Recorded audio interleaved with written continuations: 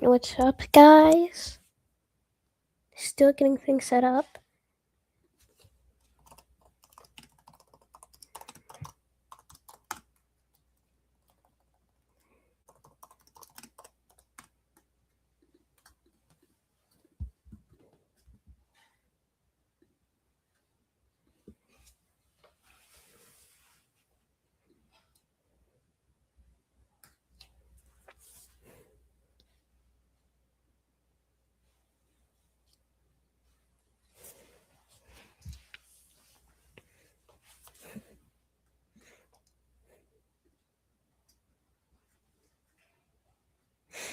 Still setting things up. So just be patient. And I think we can do a little bit of doom scrolling. Or we can play some Minecraft. I really don't know which one I want to do. Oh, what's up? Oh, what's up, Red Dino? What are you doing? I thought you had to go. I thought you had to go, bruh. I didn't expect you to tune in.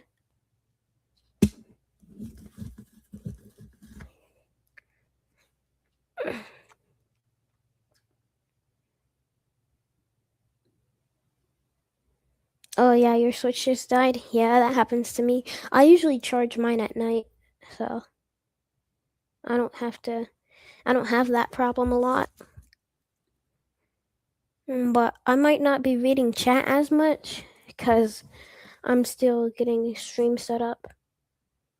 I gotta download a new background to put on.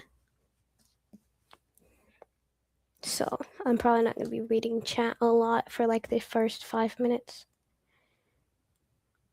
Yeah.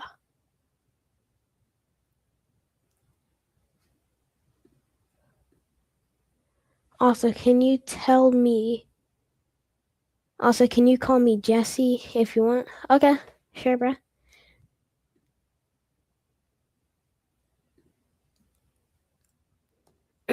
Yeah, I can.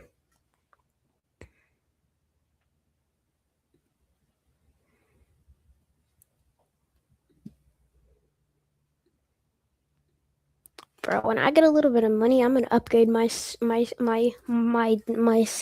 on here. It looks bad because there's no chat overlay.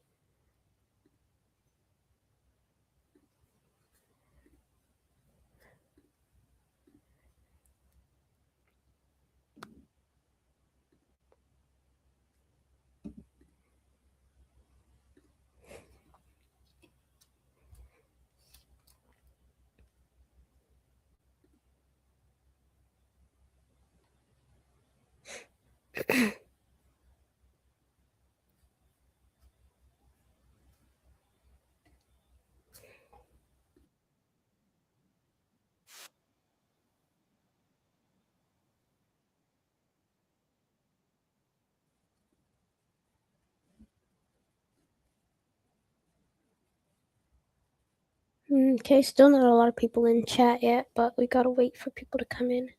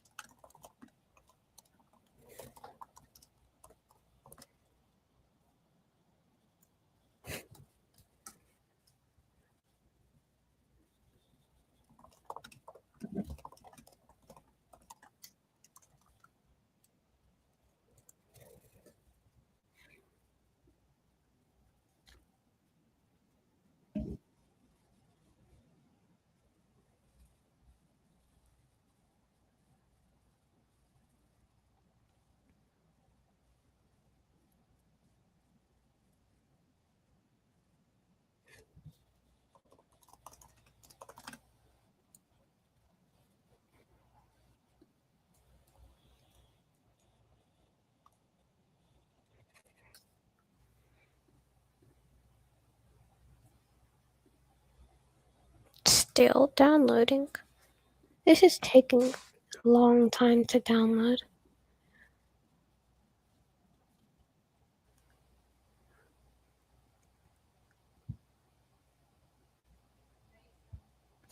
Yeah.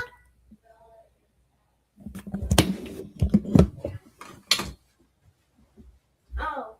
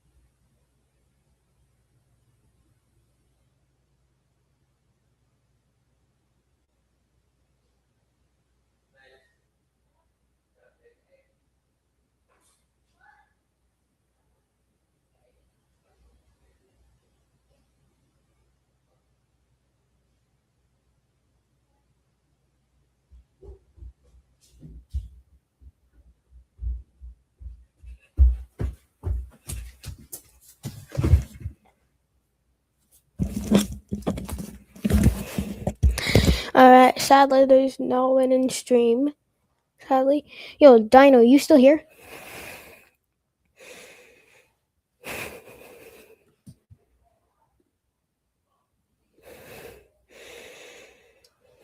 No, I don't think he's here anymore.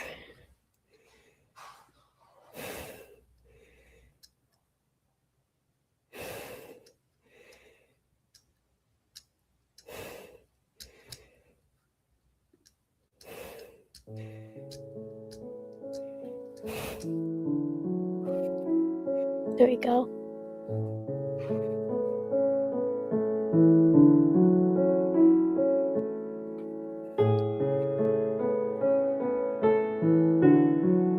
What's up, guys? Okay, microphone test. We're good.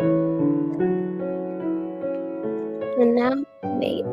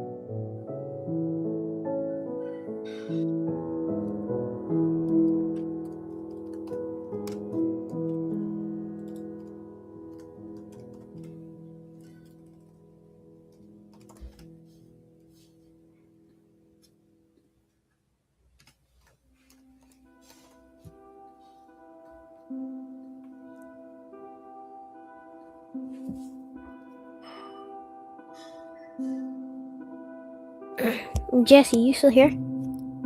Hello?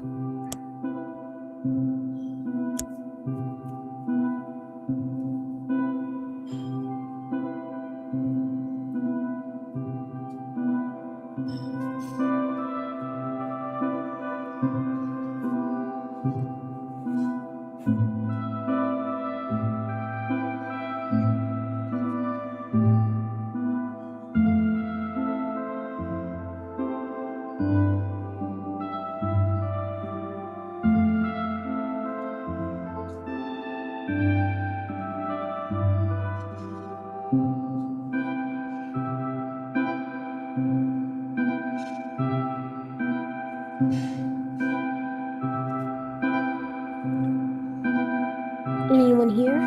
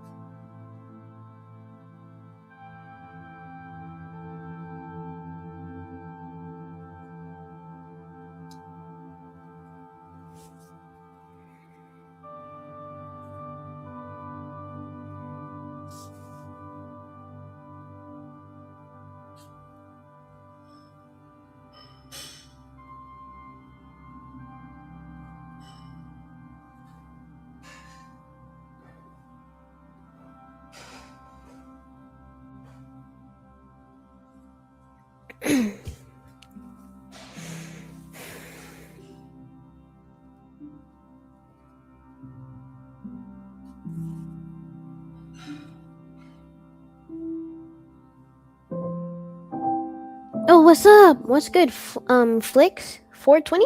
What's good? What's up? What's up? Yo, how's your day? You doing good?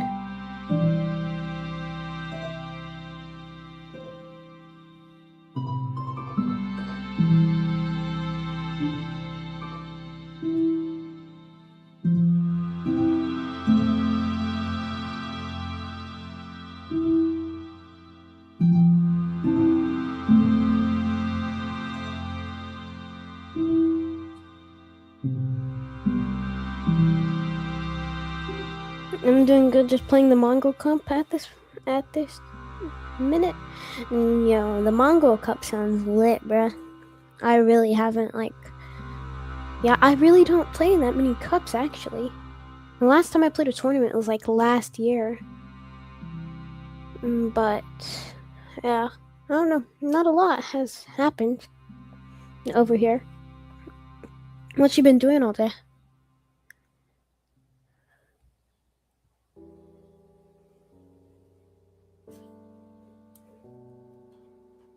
You do anything interesting today?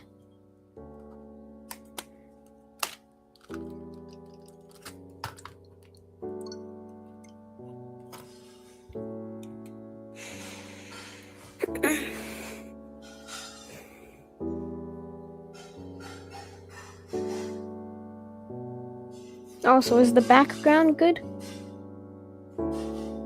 Is my background good? Or do you want me to change it? Oh, I've been doing good today. Not really a lot. I've been live streaming for like the whole entire morning since 8 a.m.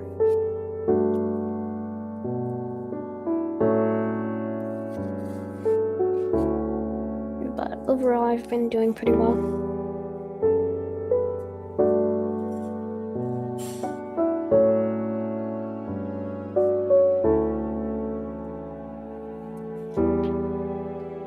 You planning on staying the whole stream or just stopping by?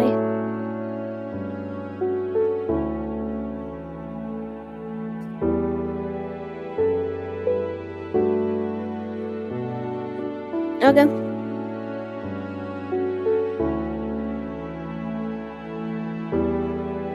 Well, yeah, just not really doing much today, just a peaceful stream.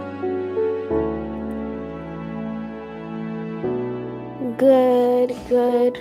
like that. You're being consistent. And bruh, being consistent is hard. Yeah, I got a live stream for hours. It's really hard, bruh.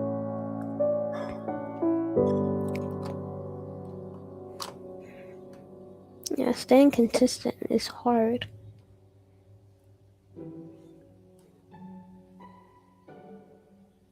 And you'll stay for a bit? Okay. Yeah, it's not gonna be a really long stream. Maybe until like 3:10 or something close to that.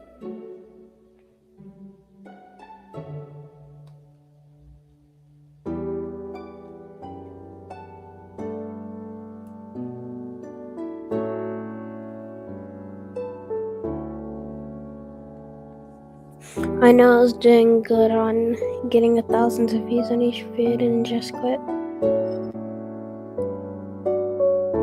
Thousands of views on each vid. Dang, thousands? Like, you look like a thousands is crazy. That's crazy. Wow. That's insane. I haven't gotten 1,000 at all. Maybe on one vid, but yeah.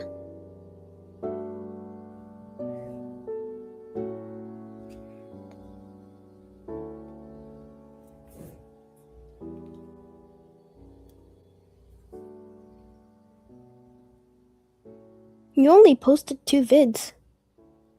2 shorts on your current channel. But it was TikTok, so it's easier to grow. Yeah, maybe. I haven't been on TikTok. But you've only posted 2 shorts on YouTube.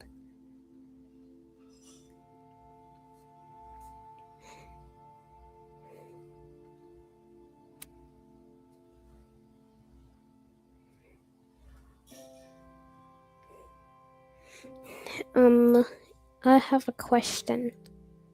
Is the stream good? Like, is it lagging or anything?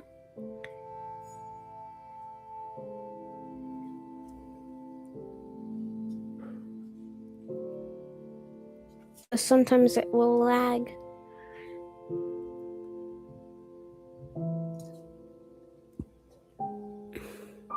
What is it? What?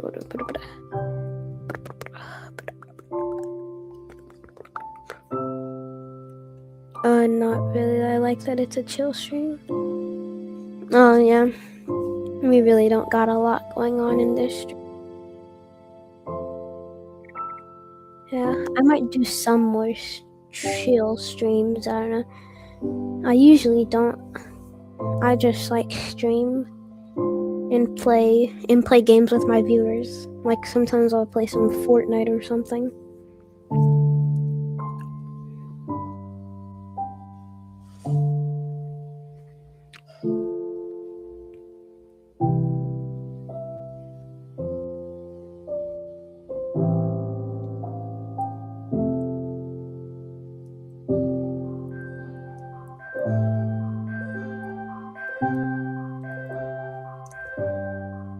When I get a little bit of money, I'm gonna try and do a giveaway stream.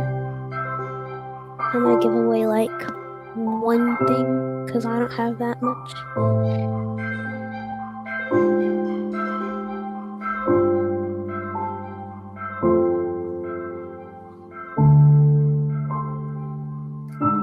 Also, which layout do you like more? Do you like the cinema layout or this layout? Where it's my profile pic in the corner.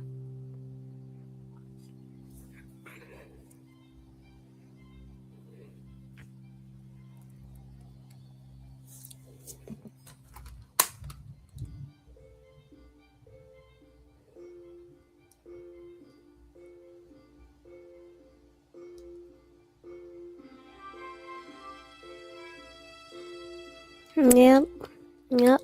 Yeah, very true. Very, very true.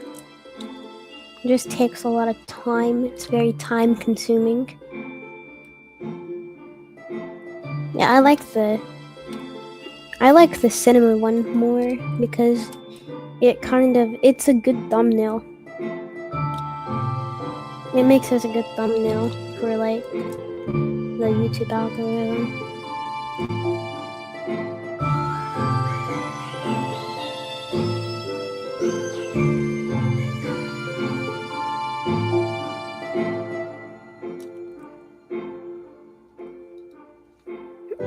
My bad, it's hard for you to read. I'm kinda in a fight right now. If it's hard for you to read, I'm kinda in a fight right now. Oh no. But I can read, except it's just chat's really small on the screen.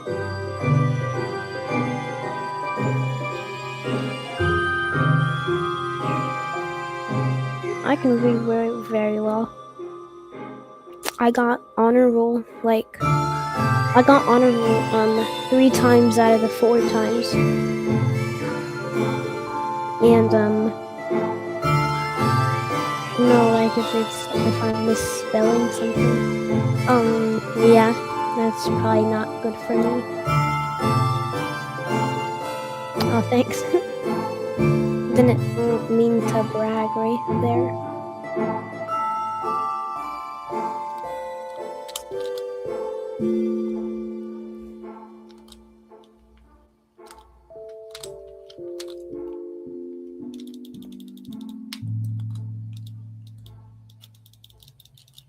I don't know. I really just stream for fun. Because I'm not monetized or anything, so I don't make any income from it. I just stream for fun.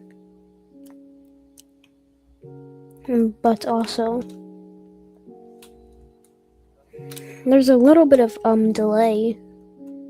So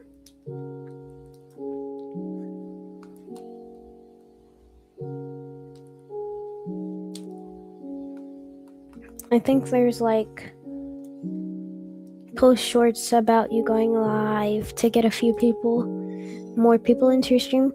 I mean, I did that one time and I got like 1 person in my stream. And plus if you look at my most recent shorts views,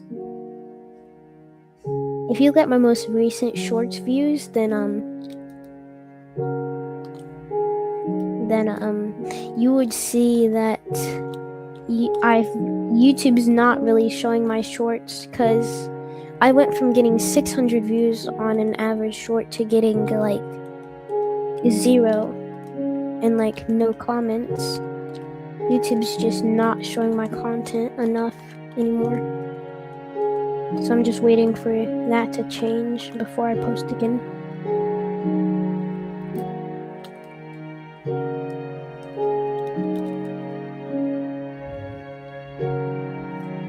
Oh wow, there's a storm outside.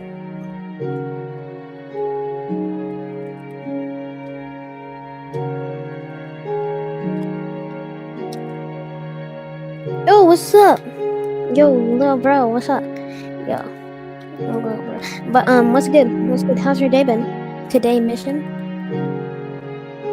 Or Mission Impossible, should I call it? Ha ha ha ha ha ha. Very funny, right? Like I've told you before, don't give up, because no, I don't plan on giving up until like I spend like a year without anything. South Africa? Yo, what time is it for you, bruh? Go to bed, bruh. That's crazy.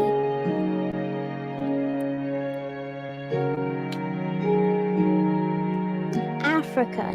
That's crazy, gang. South Africa too, bruh. Wow. Truly inspirational.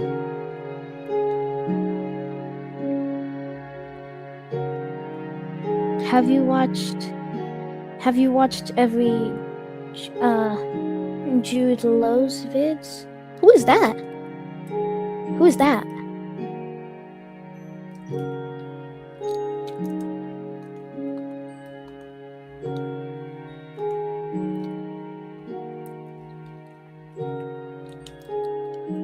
It's 20:58. I'm watching wrestling, bro. It's crazy. Yo, 20:58. That's military time, I assume, but I'd have to convert it. Wait, let me look that up right now. Let me look that up. Wait. I'm not gonna read chat for like 2 minutes. Wait, let me look it up real quick. 2058 in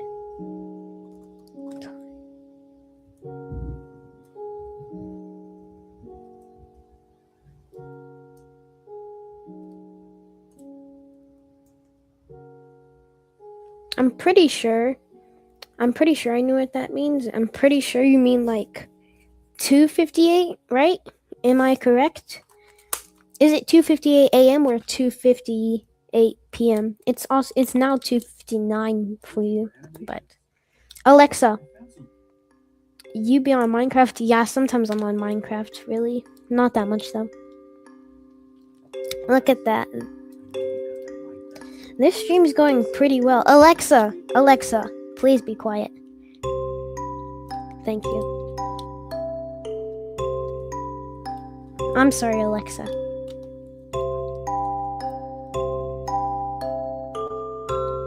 Okay, so now you don't want to talk to me, Alexa. I'll see how it is. Yeah, mission. Sometimes I'm on Minecraft. Not that much, though. Well, yeah, I'm really not on Minecraft that much. Where are you from, though? I'm in the U.S.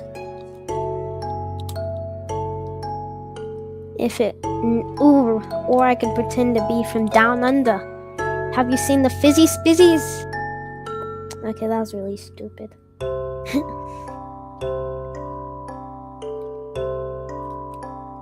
Am I talking too loudly? Should I turn the volume down on my voice?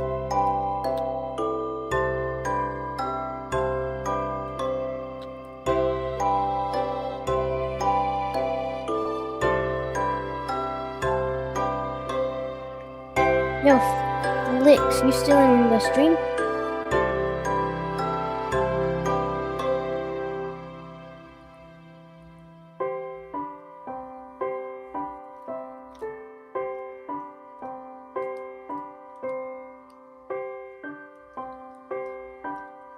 Okay. Yeah. I just wanted to see. That's crazy. We got 2 viewers in like the first 30 minutes of stream. Usually I have to stream for like a couple hours to get at least 1 viewer. That's crazy. W chat.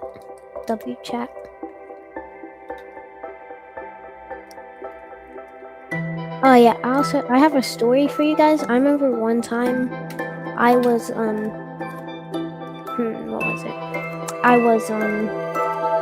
Oh yeah, there was this little kid and he was like 3 or something like that. And he was like oh my god, I need to stop looking at my chat. He was like 3, and me and a couple other friends taught him how to say W speed and W chat. I'm pretty sure he still says it to this day. It's pretty crazy.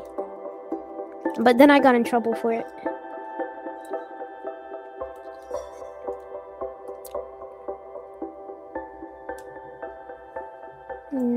Dang. The US population has increased a lot. It's currently the country with the highest population because of the West Coast. Really? I'm pretty sure that's like somewhere in like India. And plus, a lot of people on YouTube are like located in like the US and like US and the UK. But it's also might be because of servers. So it might just be like that because I'm not on India servers or like Australian servers on YouTube. If I used a VPN and created a new account, it might show me that content.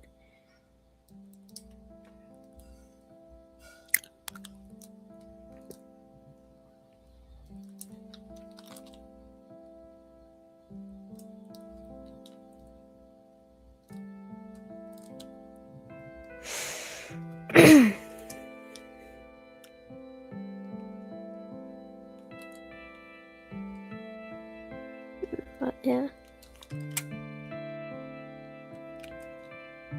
I don't know. I think I'll talk a little softer.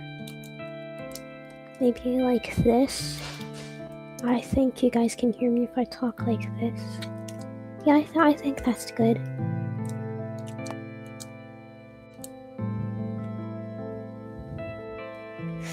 Okay, have a good one. I'm gonna go back to doing my thing, but I subbed.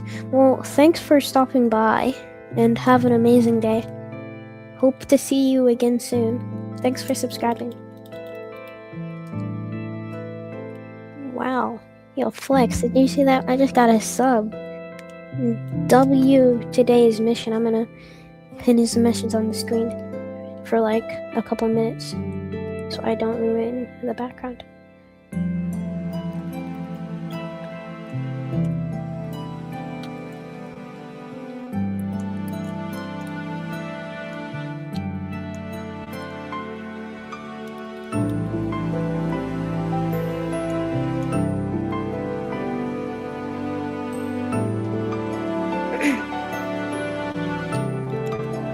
But Flex, if you ever like, if you want me to do something on the stream, like play a game or something, I can.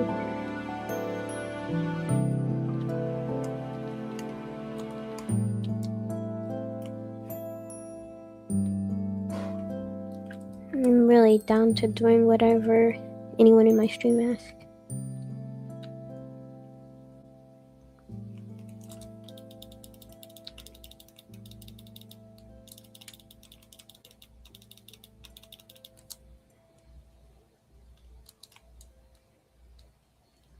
Hello? Is anyone here? Oh, we just gotta wait for more people.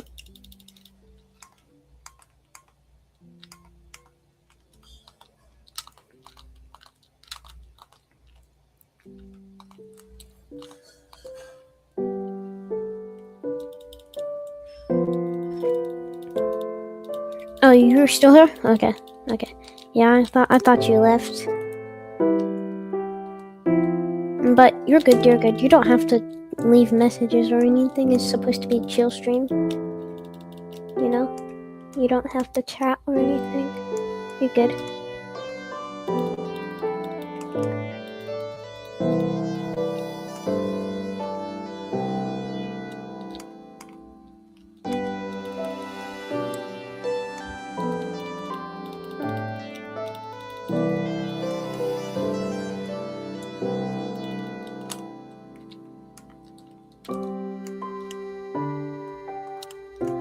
And I'm probably not going to talk a lot anyways, so.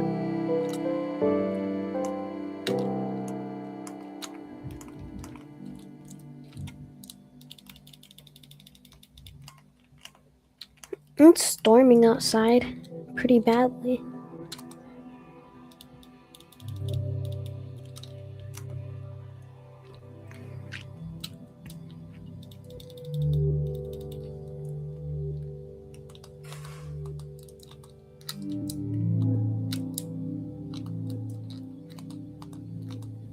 I really enjoy live streaming.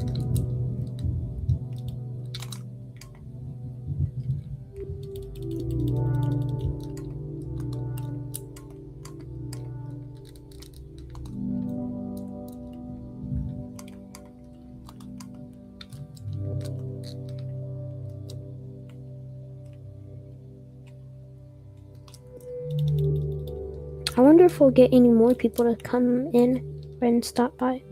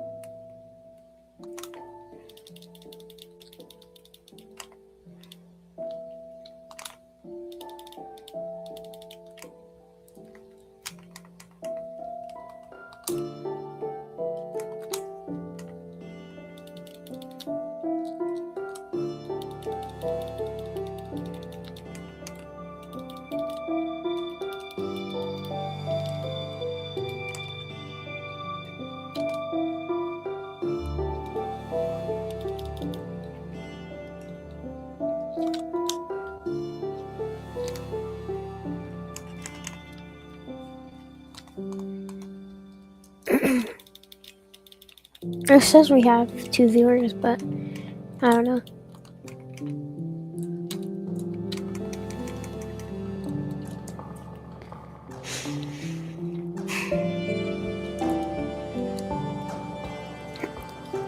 Yo, Flex, what's your favorite food? Let's go. What? What happened?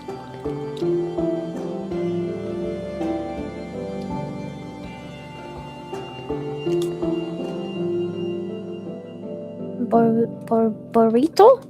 What do you mean burrito?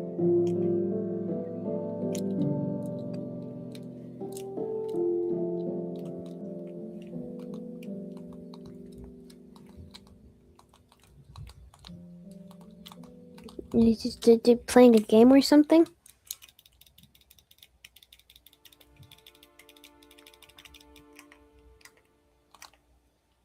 Oh, dang, a 30 kill win? That's crazy. That's crazy, bruh. 30 kills is intense.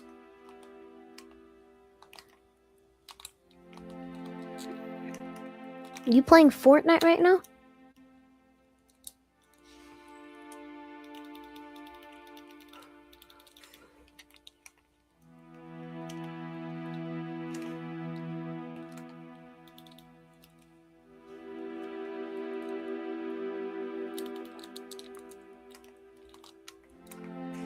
You playing Fortnite right now or a different game?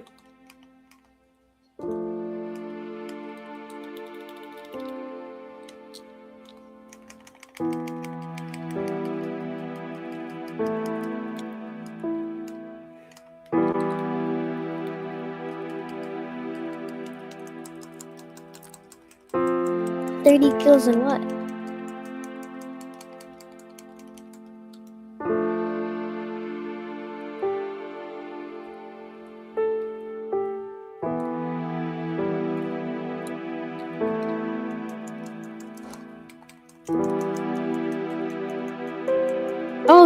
Oh yeah, I forgot you're playing the Mongrel tournament. My bad. My bad. That's my fault.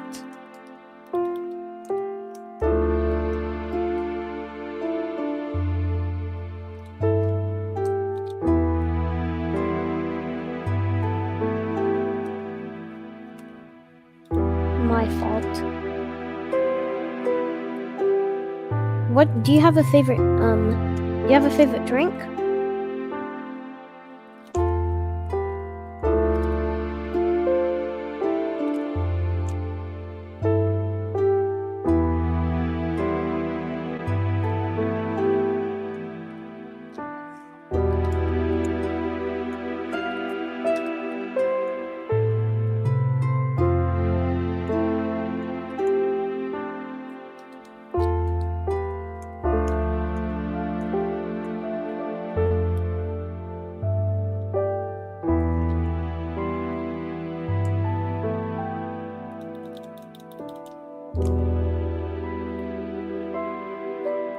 Like, do you have a favorite drink? Like Fanta or grape soda?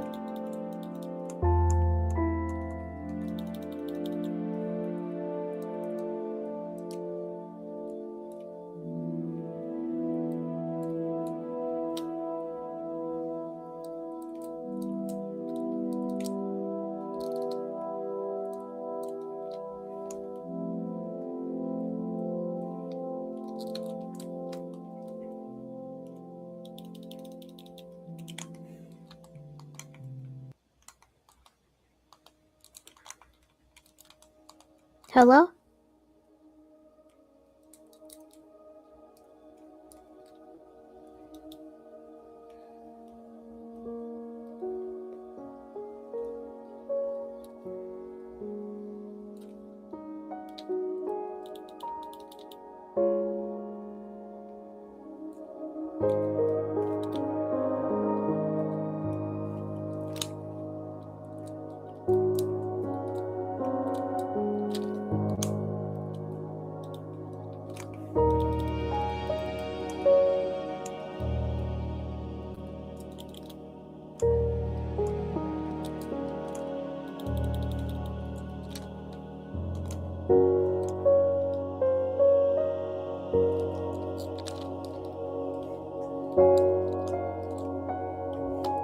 Do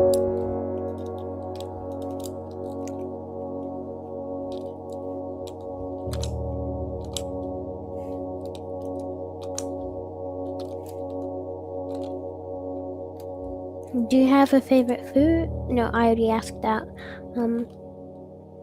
Do you have like a favorite hobby or a favorite game?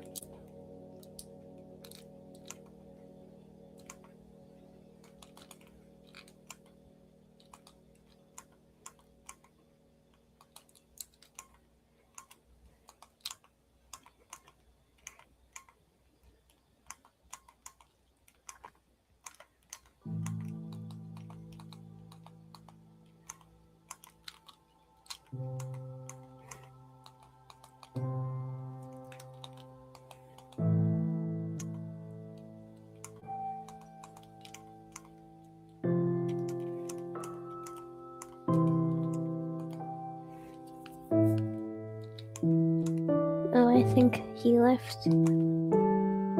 That's a bit sad. We'll probably get another person, maybe. Oh, you're back? Okay. You're good.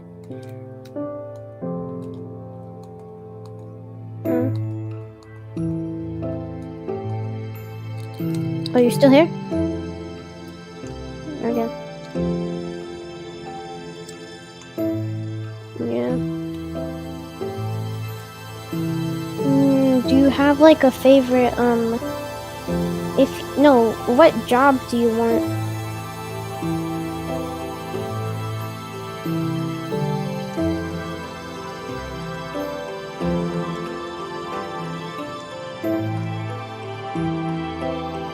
Yo, what's up? What's up, Mission? I thought you left.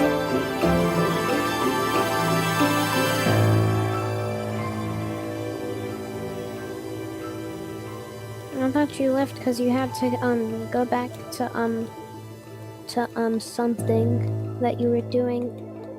Watching a wrestling match? Oh, nice. W. Yeah, I think I'll end stream in like a little bit. Military or own my own business? Yeah, that sounds like a great idea. One of my friends is he wants to work at the military. He wants to be in the military.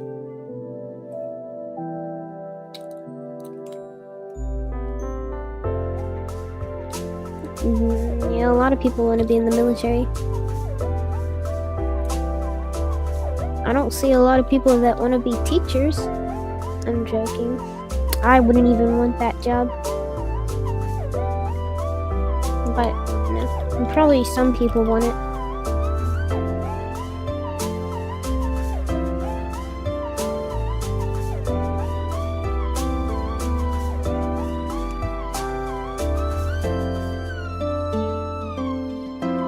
Yeah, it's not that much. My dad used to be in the military.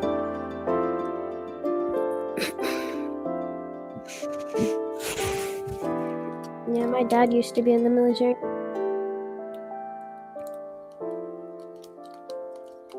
Yeah, sounds pretty bad. I really don't know much about it, so I probably shouldn't be speaking on it.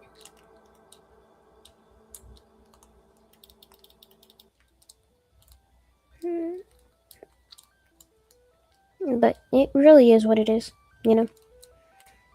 Sooner or later, we're probably all gonna have to get 9 to 5s, unless my channel takes off.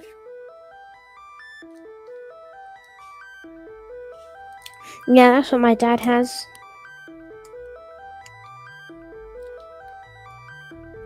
Yeah, my dad gets the things.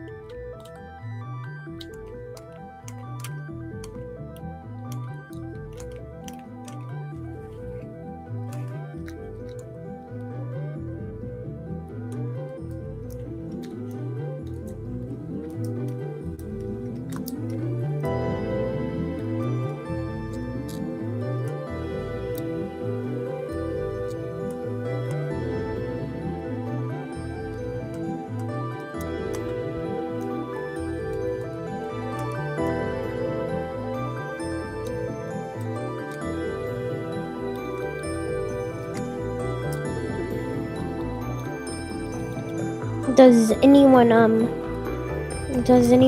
like? My uncle serves in Iraq and a few more.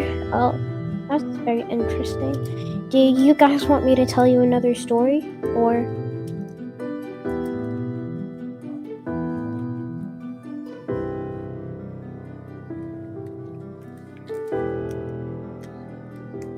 Because I could probably pull up a story on YouTube.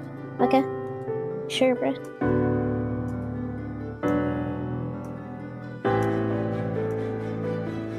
Okay. Let me pull up a story. Right. I'm gonna be inactive from chat for a little bit while I search for something and set my stream up again.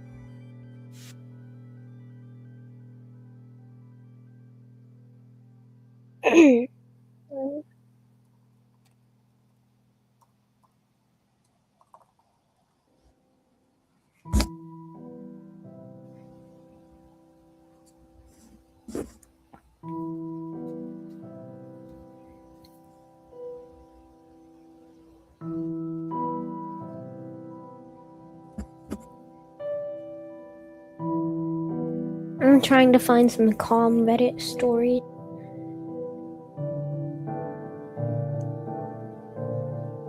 Okay, yeah, this one should be good. Reddit stories are all over the place sometimes. Very weird sometimes. Can't.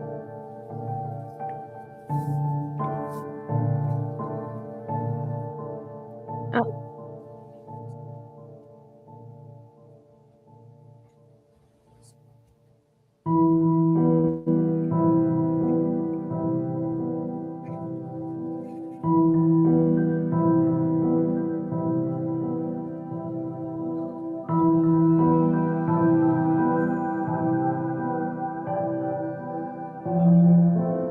Okay, this one.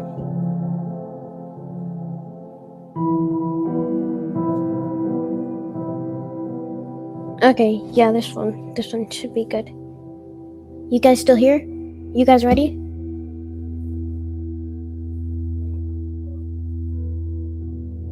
Mission, you still here? And Flix, you still here?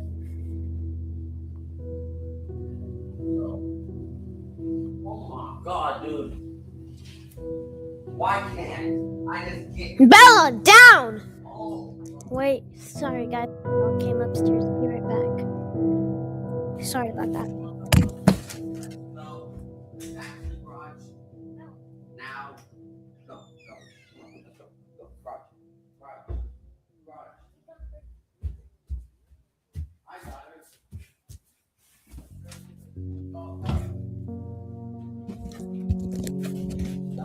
Alright, my brother's taking care of it. Anyone here?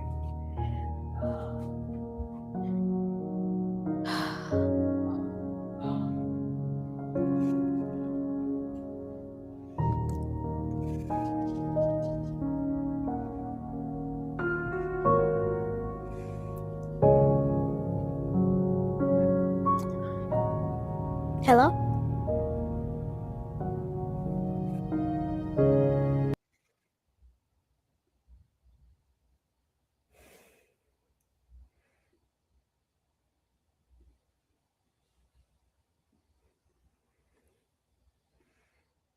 Anyone here? I'll just play it. We'll probably wait for some other people to come.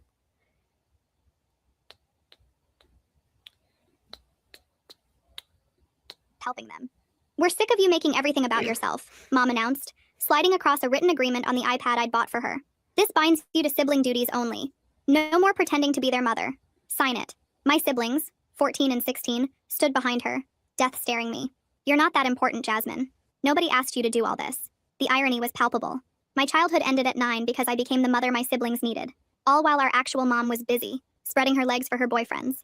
Just last week, she asked me when my sister Tara would finally become a woman. She got her period 3 years ago. I locked eyes with each of them, all filled to the I don't. I'm not gonna play that one.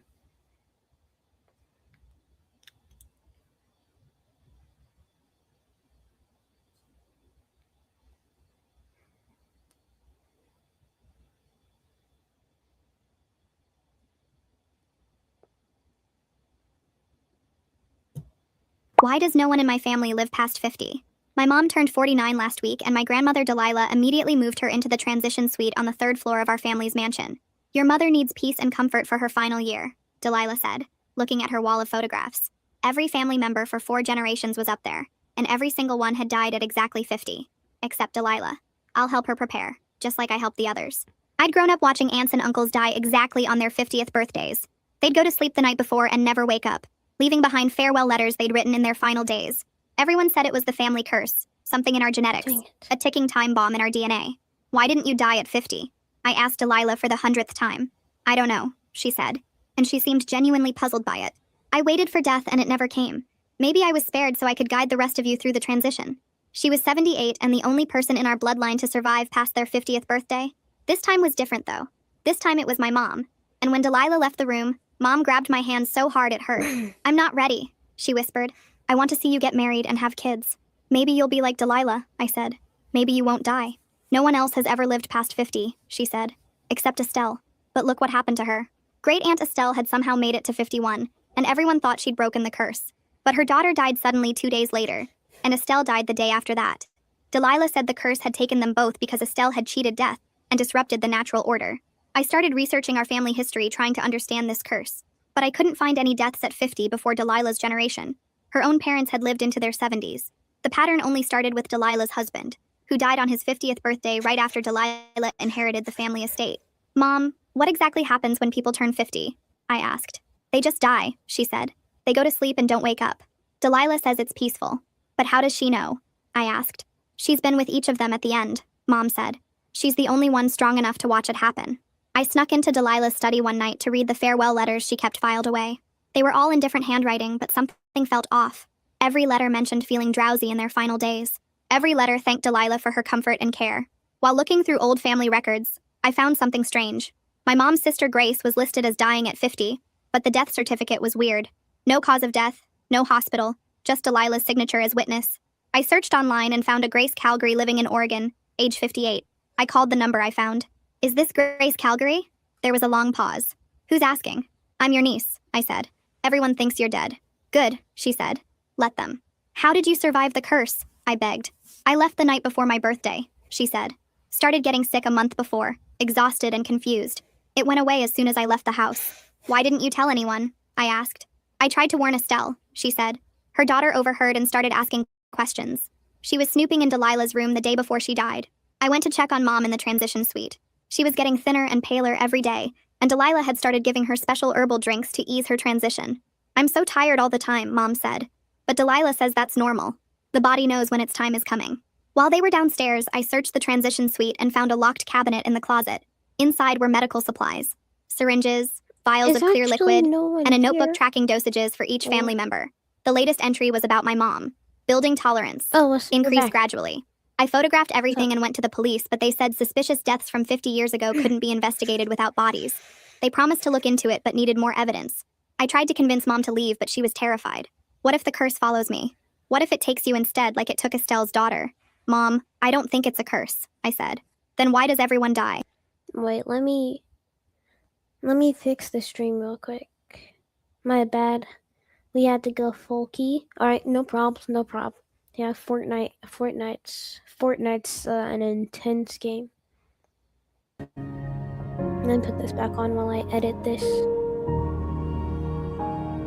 into full screen.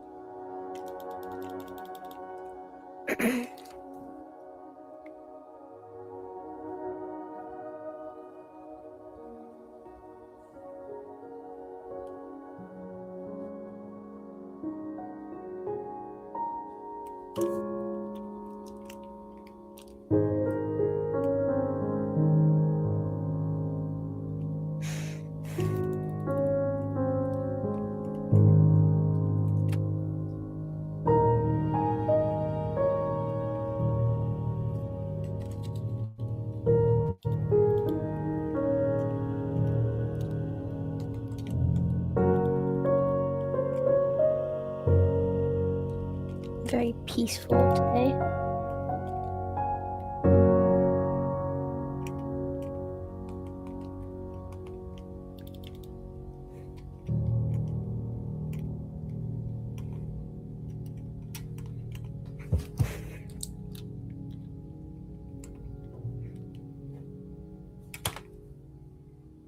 Let me download.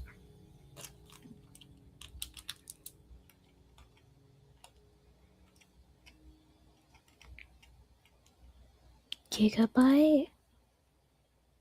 That's a lot.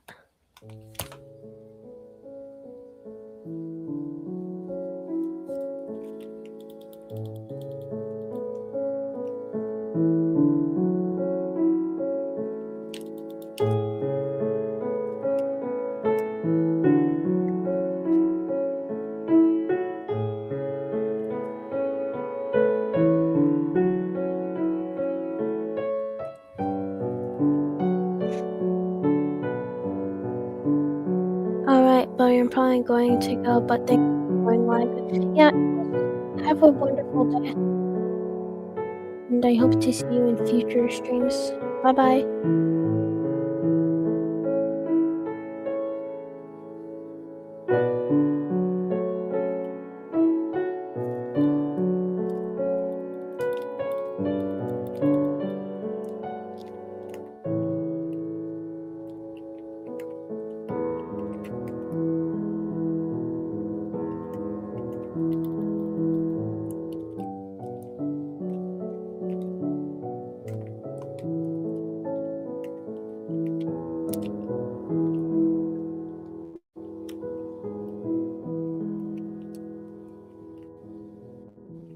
Hopefully.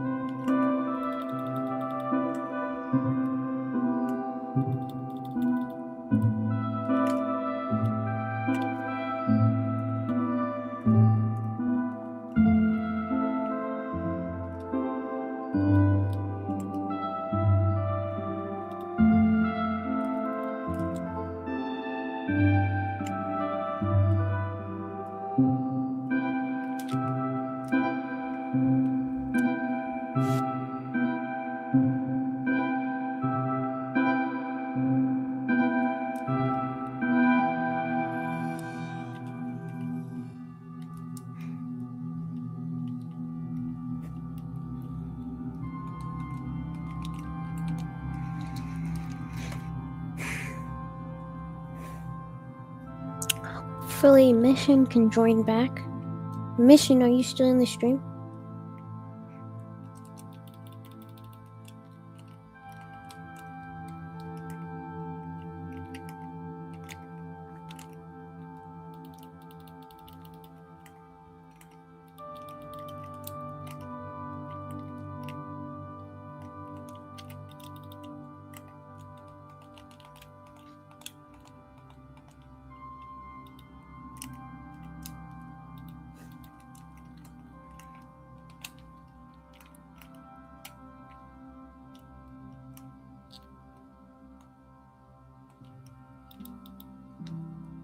No, there's no one here.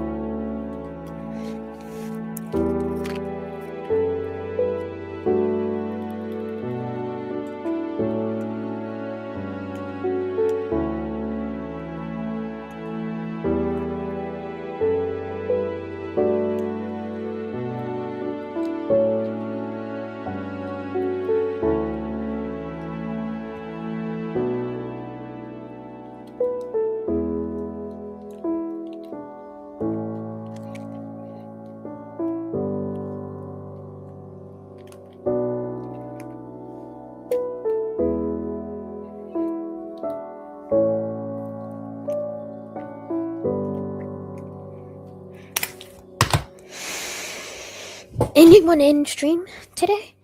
Hello?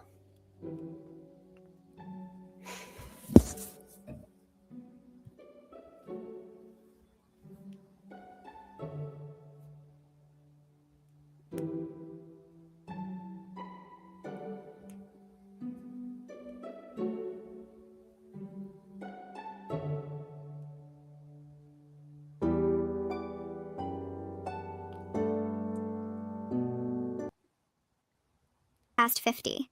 My mom turned 49 last week, and my grandmother Delilah immediately moved her into the transition suite on the 3rd floor of our family's mansion. Your Hello? mother needs peace. I was spared Anyone so I in could stream? guide the rest of you through the transition. She was 78 and the only person in our bloodline to survive past their 50th birthday. This time was different, though. This time it was my mom. And when Delilah left the room, Mom grabbed my hand so hard it hurt. "I'm not ready," she whispered. "I want to see you get married and have kids. Maybe you'll be like Delilah," I said. "Maybe you won't die." "No one else has ever lived past 50, she said. "Except Estelle. But look what happened to her." Great Aunt Estelle had somehow made it to 51, and everyone thought she'd broken the curse. But her daughter died suddenly 2 days later, and Estelle died the day after that. Delilah said the curse had taken them both because Estelle had cheated death and disrupted the natural order. I started researching our family history trying to understand this curse, but I couldn't find any deaths at 50 before Delilah's generation. Her own parents had lived into their 70s. The pattern only started with Delilah's husband, who died on his 50th birthday right after Delilah inherited the family estate. Mom, what exactly happens when people turn 50? I asked. They just die, she said. They go to sleep and don't wake up. Delilah says it's peaceful. But how does she know? I asked. She's been with each of them at the end, Mom said. She's the only one strong enough to watch it happen. I snuck into Delilah's study one night to read the farewell letters she kept filed away. They were all in different handwriting, but something felt off. Every letter mentioned feeling drowsy in their final days. Every letter thanked Delilah for her comfort and care. While looking through old family records, I found something strange. My mom's sister Grace was listed as dying at 50, but the death certificate was weird. No cause of death, no hospital, just Delilah's signature as witness. I searched online and found a Grace Calgary living in Oregon, age 58. I called the number I found. Is this Grace Calgary? There was a long pause. Who's asking? I'm your niece, I said. Everyone thinks you're dead. Good, she said. Let them. How did you survive the curse? I begged. I left the night before my birthday, she said. Started getting sick a month before, exhausted and confused. It went away as soon as I left the house. Why didn't you tell anyone? I asked. I tried to warn Estelle, she said. Her daughter overheard and started asking questions. She was snooping in Delilah's room the day before she died. I went to check on Mom in the transition suite. She was getting thinner and paler every day, and Delilah had started giving her special herbal drinks to ease her transition. I'm so tired all the time, Mom said. But Delilah says that's normal. The body knows when its time is coming. While they were downstairs, I searched the transition suite and found a locked cabinet in the closet. Inside were medical supplies, syringes, vials of clear liquid, and a notebook tracking dosages for each family member. The latest entry was about my mom. Building tolerance. Increase gradually. I photographed everything and went to the police, but they said suspicious deaths from 50 years ago couldn't be investigated without bodies. They promised to look into it but needed more evidence. I tried to convince Mom to leave, but she was terrified. What if the curse follows me? What if it takes you instead, like it took Estelle's daughter? Mom, I don't think it's a curse, I said. Then why does everyone die? She asked, and I didn't have an answer that wouldn't sound insane. I took a sample of Mom's herbal drink to get tested, but the lab said it would take weeks. Meanwhile, Mom was getting weaker, more accepting of her fate. She'd started writing her farewell letter with Delilah's help. 2 weeks before Mom's birthday, I broke into Delilah's bedroom while she was out. I found more photos dating back decades. Every person who died at 50 had the same glassy expression in their final photos. I found insurance documents. Delilah was the beneficiary for every family member who'd died. Millions of dollars over the decades. Then I found the most damning thing. A medical textbook on poisons and substances that mimic natural death. I heard footsteps on the stairs and quickly put everything back, but Delilah was already standing in the doorway.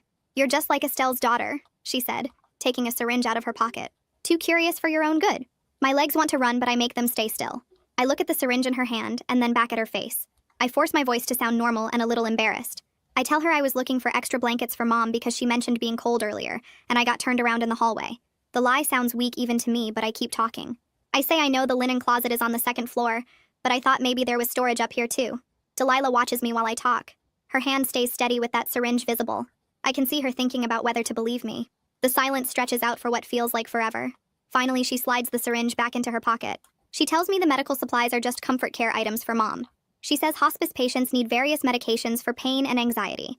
Her voice is calm, like she's explaining something obvious to a child. I nod along with everything she says. My phone is recording audio in my jacket pocket, and I pray the microphone is picking this up. Delilah relaxes a little bit. She warns me that snooping around causes stress for everyone. She says Mom especially needs peace right now. I apologize quickly. I use the exact same words Delilah always uses when she talks about Mom's final year. I say I just want to help Mom through her transition and make sure she's comfortable. Delilah studies my face for another long moment. Then she seems satisfied that I'm falling back in line with the family story. She tells me it's late and I should go home to get some rest. She moves to stand between me and her study desk as she walks me toward the bedroom door. I mention that I'd like to check on Mom one more time before I leave. Delilah hesitates. I can see her debating whether to let me. Finally, she agrees, but says she'll come with me. We walk down the hallway together toward the transition suite. My mind is already racing ahead to what I need to do next. I have photos of everything in that study. I have audio recording of her explaining away the medical supplies. I need to get this evidence to someone who will actually help. The police didn't take me seriously before, but maybe with this new proof they'll listen. We reach Mom's room and Delilah opens the door quietly. Mom is sleeping so deeply she doesn't move when we come in. Her breathing is slow and heavy. Her face looks pale against the white pillows. I notice the empty glass on her nightstand where Delilah's herbal drink was. Mom's hands are limp at her sides. The way she looks reminds me exactly of those final photos I saw in Delilah's study. That same glassy expression on everyone right before they died. I walk over to Mom's bed and pretend to adjust her blanket. I pull it up higher around her shoulders. While I'm doing this, I take out my phone like I'm checking the time. I snap a few quick photos of Mom's face and the empty glass and the room. Delilah watches me the whole time. Her expression is hard to read. I can't tell if she's suspicious or just monitoring Mom's condition. I smooth the blanket one more time and tell Mom quietly that I'll see her tomorrow. She doesn't respond at all. Delilah walks me downstairs to the front door. She reminds me again that Mom needs rest and too many visits tire her out. I promise to call before coming by next time. The moment I get to my car, I grab my phone with shaking hands. I can barely hold it steady enough to find Grace's number. She answers on the second ring. I tell her everything as fast as I can. The medical supplies in the locked cabinet, the notebook tracking dosages, the insurance documents showing Delilah as beneficiary for millions of dollars, the poison textbook, the confrontation where Delilah had a syringe. Grace listens without interrupting. When I finish, she's quiet for a second. Then she confirms everything I suspected. She says she started feeling sick about a month before her 50th birthday. Exhausted all the time. Confused and foggy. The symptoms went away within days of leaving the mansion. After a week away from Delilah's care, her head cleared up completely. She tells me I need to get Mom out of that house as soon as possible. I explain that Mom is terrified to leave because of what happened to Estelle and her daughter. Grace says that's exactly what Delilah wants. Keep everyone scared so they stay put and accept their fate. We talk about options, but nothing seems safe enough or fast enough. Mom's birthday is only 2 weeks away. I drive to an all-night coffee shop and park in their lot. It's 3 in the morning, but I'm too wired to sleep. I pull up a notes app on my phone and start mapping out the mansion. I draw every entrance I can remember. The front door, the kitchen door, the side entrance by the garden, the delivery entrance in back. I mark where I've seen security cameras over the years. There's one covering the front gate, one at the main entrance. I think there might be one in the garage, but I'm not sure. Then I write down the staff schedule based on months of watching the household routine. The housekeeper comes on Mondays and Thursdays from 9 to 3. The groundskeeper is there Wednesdays doing yard work. Delilah goes to her book club every Tuesday afternoon, and she's usually gone for 2 or 3 hours. Those are the small windows when I might be able to get to Mom without Delilah hovering over every interaction. I need to use these times to talk to Mom, to show her the evidence, to convince her that leaving is the only way to survive. When the electronics store opens at 9, I'm waiting in the parking lot. I go inside and find the security camera section. A sales guy asks if he can help, and I tell him I need a small camera that's easy to hide. He shows me one designed to look like a phone charger. It's perfect. You plug it into an outlet and it records to a memory card. He demonstrates how to set it up and access the feed through an app on my phone. I practice positioning it at different angles to see what it captures. The camera has a wide lens that can cover most of a room if you place it right. I buy it along with a high-capacity memory card. In the parking lot, I test it again to make sure I understand all the settings. If I can record Delilah actually giving Mom those poisoned drinks or injections, that might be the concrete proof I need. Something that shows exactly what she's doing. Something that can't be explained away as family drama or misunderstanding. I find the police department's website on my phone and locate the detective division email address. I forward all the photos from Delilah's study. The medical supplies, the dosage notebook, the insurance policies, the poison textbook. I write a detailed email explaining the situation. I include the timeline. I emphasize that Mom's 50th birthday is in 2 weeks. I hit send and immediately get an automated response. The message says they're experiencing high case volumes. Response time is 5 to 7 business days. I want to throw my phone across the parking lot. Mom doesn't have 7 days to wait for someone to maybe look at an email. She doesn't even have 7 days total. But I force myself to stay calm and think about what else I can control. I need to keep building evidence. I need to document everything. I need to be ready to act when the time comes. I open the insurance document photos on my phone and zoom in to read them more carefully. The amounts are staggering. $50,000 after Uncle James died. $75,000 after Aunt Patricia. $100,000 after my grandfather. The policies go back decades. I add up rough numbers in my head and it comes to several $1,000,000 over the years. Every single policy lists Delilah as the beneficiary. Every death certificate has her signature as the witness. She was there for each one. She watched them die and signed the paperwork and collected the money. The pattern is so clear it should be impossible to ignore. But apparently everyone has ignored it for years because no one questioned the family curse story. No one thought to investigate because Delilah was the respected family matriarch who took care of everyone so devotedly during their final days. That afternoon, I return to the mansion with the hidden camera in my purse. I text Delilah that I'm coming by and she responds that Mom is awake but needs to keep the visit short. When I get to Mom's room, she's sitting up in bed. She looks groggy and pale, but at least her eyes are open. I tell her I've been worried about her. I say I've been researching our family history and some things don't add up. I'm trying to gauge how much I can say without scaring her into telling Delilah everything. Mom squeezes my hand weakly. She says she's accepted her fate. She tells me that fighting the curse only makes things worse. She mentions Estelle and how trying to cheat death got both her and her daughter killed. I have to bite my tongue hard to keep from screaming.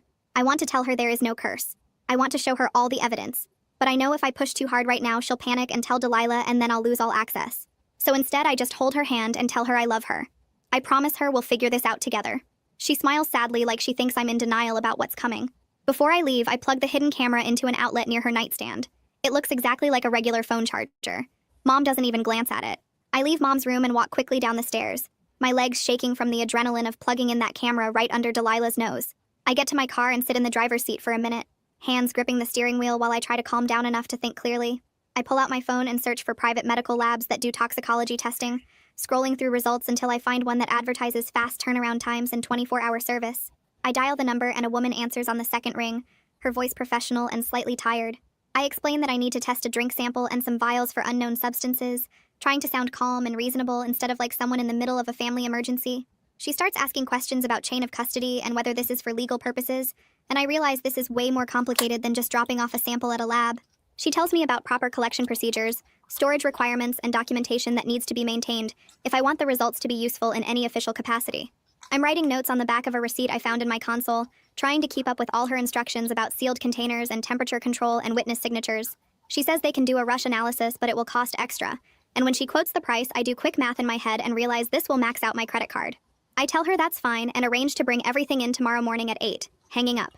And sitting in the dark parking lot feeling like I'm drowning in details and procedures when all I want is someone to just test the damn poison and tell me what Delilah is using to kill people. I drive to a coffee shop that's still open and order something I don't really want, then sit at a corner table with my laptop and start searching for information about elder abuse laws in our state. I spend over an hour reading through dry legal language about mandatory reporting requirements, discovering that healthcare workers are legally required to report suspected abuse to authorities. If I can get one of the nurses or aides who visit the house to actually see what's happening, they might be obligated to file a report that would carry more weight than my accusations as a family member. The problem is that Delilah carefully controls who has access to Mom and for how long, always hovering nearby and managing every interaction. I read about what constitutes evidence of abuse and what kind of documentation is needed, taking screenshots of relevant sections to reference later. I find the contact information for Adult Protective Services and stare at it for a while, knowing I need to call but also knowing it probably won't help fast enough. I dial the number anyway, and work my way through an automated phone tree that offers me options for reporting abuse, getting information about services, and speaking to a representative. I press buttons and wait through hold music until finally a real person picks up and asks how she can help me. I explain the situation as clearly as I can, telling her about Mom being kept in the transition suite, the medications with no proper prescriptions, the pattern of family deaths, and the evidence I've been gathering. The intake worker is polite, but I can hear the hesitation in her voice as she explains that they need to prioritize cases with immediate danger, and that family disputes over end-of-life care are complicated. She takes down my information and Mom's information, asking questions about Mom's mental capacity and whether there's an immediate threat to her safety. I tell her yes, there's an immediate threat because Mom's 50th birthday is in less than 2 weeks. But I can tell she thinks I'm overreacting or caught up in family drama. She says someone will follow up within a week to assess the situation, and I want to scream that Mom doesn't have a week to wait for someone to maybe schedule a visit. I thank her and hang up, adding this to my mental list of useless bureaucratic delays while Mom gets weaker every single day. I go back to the mansion that evening and let myself in with my key, heading straight up to the 3rd floor to check on Mom. When I get to her room, I notice immediately that there are new locks on the cabinet where Delilah keeps the medical supplies, small combination locks that weren't there this morning.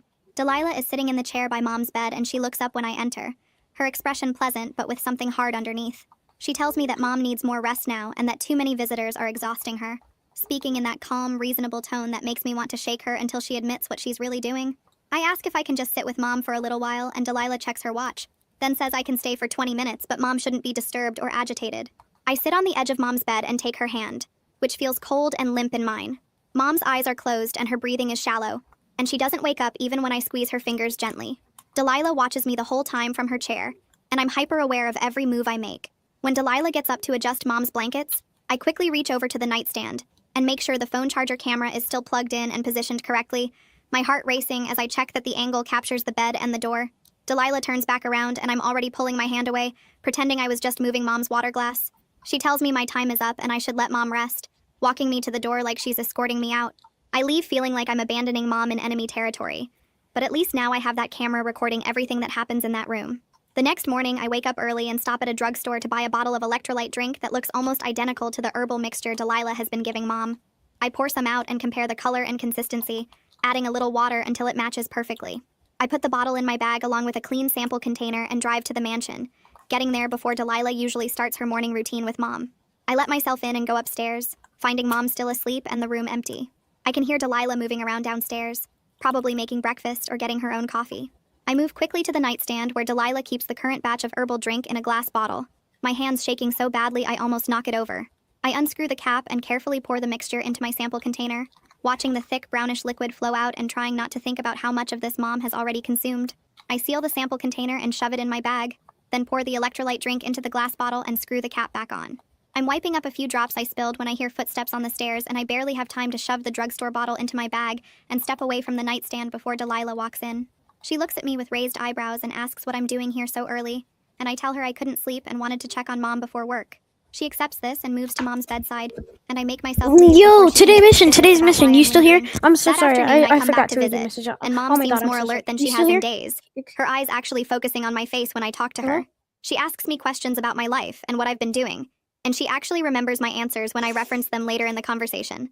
I'm so relieved I could cry, Hello? seeing her personality come back even just a little bit. Oh. Delilah comes in to check on us, Oh, dang it. and she notices immediately that Oh, something let's is go, different, let's go, let's her go. eyes narrowing as she watches Mom track our Is conversation some and respond Fortnite- appropriately. Fortnite or something? She makes a comment about how interesting it is that Mom seems more energetic today, then adds that the herbs must need a stronger concentration, since Mom is building up tolerance to the current dose. The casual way she discusses drugging her own daughter makes my stomach turn, but I force myself to smile and nod like I believe she's just trying to help with comfort care. Delilah leaves to go prepare a fresh batch, and I sit with Mom, holding her hand You and wanna play trying to some Fortnite? memorize this moment of lucidity before the drugs pull her back under. That night, I sit in my car outside the mansion and pull up the hidden camera feed on my phone, scrolling back through the footage from the afternoon and evening. At first, it's just Mom sleeping and Delilah coming in periodically to check on her, nothing unusual or suspicious. Then around 11 at night, I see Delilah enter the room with something small in her hand, Oh, and I you're- zoom in as you're much as the also app reacting to allows. a story on She your approaches channel? Mom's bedside, and I can see it's a syringe, small and filled with clear liquid. The angle isn't perfect live because the right now? camera is positioned on the nightstand, but the footage clearly shows Delilah injecting something into Mom's IV line while Mom sleeps. She does it quickly and efficiently, like she's done this 1,000 times before, then disposes of the syringe in her pocket and leaves the room. I watch it 3 more times to make sure I'm seeing what I think I'm seeing, then I save the video file to my phone, and immediately upload copies to my email, a cloud storage service, and a USB drive I keep in my glove box. This might be the most important evidence I'll ever capture. Proof that Delilah is actively administering substances to Mom without her knowledge or consent. The next morning, I have an appointment with a about lawyer to who specializes to in elder sleep, law, then I'm going to someone I wake up found at through an online online search of with my attorneys who friends. handle guardianship cases. Okay. I bring my laptop with some of the photos and videos I've Um, collected, and I explain the situation while he takes notes on a legal well, pad. I ask about I emergency hope you guardianship to have- get Mom away from Delilah, and he listens carefully, but his expression tells me Oh, this isn't going to be as wait. simple as I hoped. Let me turn my He volume explains down that then so guardianship you can cases are sleep. complex and slow, especially when the alleged abuser is also a family member with decades of caregiving history Okay. and no prior complaints. Well, Courts I are hope you reluctant to sleep remove well. someone from their home and primary caregiver without substantial evidence and due process, which can take months. He suggests I focus on getting law enforcement involved first, since criminal charges would give me more immediate options for protecting Mom through restraining orders or emergency removal. He gives me some paperwork about filing for guardianship anyway, just to start the process, but he's honest that it won't happen fast enough to help Mom before her birthday. Before I leave, he writes down a name on his business card, telling me I should talk to Zachary Corbett, who is an estate attorney that has worked with our family for years. He says Corbett might have information about the insurance policies and financial arrangements that could be relevant to my case. I call Corbett's office from the parking lot, and his secretary puts me through after I explain I'm Delilah's granddaughter and need to discuss some estate matters. Corbett agrees to see me that afternoon, and I drive across town to his office, which is in one of those old buildings with dark wood paneling and expensive furniture. When I'm shown into his office, Corbett is polite but distant, gesturing for me to sit in one of the leather chairs across from his desk. I start to explain my concerns about the insurance policies and the pattern of deaths, and his expression goes from professional to cold. He tells me that all the estate planning was done properly, and that family members often get upset about end-of-life decisions when emotions are running high. He says everything was reviewed by multiple attorneys and executed according to legal standards, and he implies I'm being dramatic and looking for problems where none exist. He suggests I focus on supporting Mom through her transition, rather than making accusations against Delilah, who has been nothing but devoted to her family for decades. I realize as he's talking that Delilah has probably prepared him for this conversation, maybe even warned him that I might come asking questions. He's protecting his client and shutting down my inquiries before I can get any real information from him. I thank him for his time and leave, adding him to my mental list of people who are either complicit or willfully blind to what's happening. I drive to the private lab and park in their small lot, Is grabbing my school bag with the sample closed? containers and heading inside. I mean, The reception is my area school is clean and closed? clinical, and I give my well, name to the person at the desk who directs me to a small consultation room. It's A woman in a summertime lab for coat me. comes in and introduces don't herself have as Judith school. Berg, and she sits down across from me to discuss the testing process. She explains the limitations of testing without proper chain of custody and legal documentation, telling me that she can analyze the substances and tell me what they are, but the results might not be admissible in court if the collection process isn't documented correctly. She asks me detailed questions about how I obtained the samples, and whether anyone witnessed the I'll be right collection. back. And I have to admit that I did it alone without any official procedures. She nods like she expected this and says she understands, and that she can still run the analysis to tell me what I'm dealing with, even if it can't be used as legal evidence. I tell her that's fine, that I just need to know what Delilah is using, so I can figure out how to stop her. Judith takes the sample containers and labels them carefully, then promises to rush the analysis and call me with preliminary results within 48 hours. She gives me a receipt and some paperwork about the testing procedures, and I leave feeling like I'm finally making some kind of progress, even if it's slower than I need it to be. I drive back to the mansion that afternoon with a small audio recorder I bought at an electronics store, the kind designed to look like a regular all the USB schools charger. are closed in the I park US down the street and walk up to the because- house, well, checking not that all of Delilah's them, car but, is still in the public driveway before I schools let are, myself or in through the side primary entrance. schools. Mom is sleeping when I get to her room on the 3rd floor, her breathing shallow and her face pale against the white pillows. I move quickly to the wall where a framed photo of our family hangs near her bed, carefully lifting it off its hook and positioning the recorder behind it before hanging it back up. The device is small enough that it disappears completely behind the frame, and I test the angle to make sure it will pick up voices from anywhere in the room. I turn it on and check my phone to confirm it's recording, then adjust Mom's blanket and leave before Delilah comes back from whatever errand took her out of the house. Every piece of evidence I collect feels important, but also not enough on its own, like I'm building a puzzle where I need every single piece before anyone will believe what the picture shows. I'm scared I'm running out of time to gather everything I need before Mom's birthday arrives, and Delilah makes her final move. The next morning, I get a text from Delilah asking me to come by the house because there's someone she wants me to meet. I drive over, worried this is some kind of trap. But when I arrive, I find Delilah in the main sitting room with a woman in scrubs who has a professional medical bag sitting next to her chair. Delilah introduces her as Mallory Wood and explains she's a hospice nurse who will be helping with Mom's care during her final weeks. Mallory stands up to shake my hand, and she seems kind and competent. The type of person you'd actually want taking care of someone you love. She has paperwork spread out on the coffee table, and she's reviewing medication schedules and care protocols with Delilah, asking questions about Mom's symptoms and daily routine. I try to look at the documents while they're talking, but I can't see any logo or official letterhead from a recognized hospice organization. Delilah explains that Mallory comes highly recommended and has experience with end-of-life care in private home settings, and Mallory nods along while making notes in a leather binder. Mission. I ask almost if I all can the talk to schools are Mallory closed. privately for a minute, but Delilah immediately suggests we all go upstairs together to check on Mom so Mallory can do her initial assessment. The three of us walk up to the transition suite, and I watch Mallory examine Mom with gentle efficiency, checking her vital signs and asking her simple questions that Mom answers in a drowsy, confused way. Delilah stays in the room the entire time, standing near the door and offering explanations about Mom's medication schedule and special dietary needs. Everything Delilah says sounds caring and reasonable, but I'm suspicious of every single word Mission, because you I still know what's here? really happening here. I wait near the stairs after the assessment, hoping to catch Mallory alone, and I finally get my chance when Delilah goes downstairs to answer the doorbell. I follow Mallory into the hallway and ask her directly about the medications Mom is taking, and whether she's actually seen the prescriptions from a real doctor. Mallory stops walking and turns to face me, and I can see her W- thinking carefully about how to W- answer. W She admits the mission. documentation seems a bit unusual compared to what she normally works with, but she explains that everything has been presented to her as approved by Mom's physician, and that families often handle end-of-life care in private ways that don't follow standard hospital protocols. I watch her face while she talks, and I can see doubt in her eyes even as she defends the situation, like she's trying to convince herself as much as me. I want to tell her everything I've discovered, but I'm scared she'll just report back to Delilah. So instead, I ask if she'd be willing to review the actual medication vials and dosages to make sure they match what a doctor would prescribe. She hesitates again and says she'll take a closer look at the documentation, and I wonder if I might Be be able right to turn back. her into an ally if I can show her the evidence I've been collecting without putting Mom in more danger. My phone buzzes with a text from Grace while I'm driving home, and I pull over to look at the photos she sent me. They're pages from her medical records showing liver function tests and thinking ability scores from right before she left the mansion, and then again 6 months later. The difference is huge, with all her numbers improving after she got away from Delilah's care. Her doctor wrote notes in the margins about how her symptoms matched chronic low-level poisoning, but he couldn't figure out the source since she'd already moved to Oregon by the time he saw the pattern. I save all the photos to my evidence folder and text Grace back thanking her for sending them. These records prove everything Grace told me about getting better once she escaped, and they show a clear medical pattern that supports my theory that the curse is actually murder. I add them to my growing file of documentation that includes photos of Delilah's medical supplies, the insurance policies, the hidden camera footage, and now soon the lab results from the drink samples.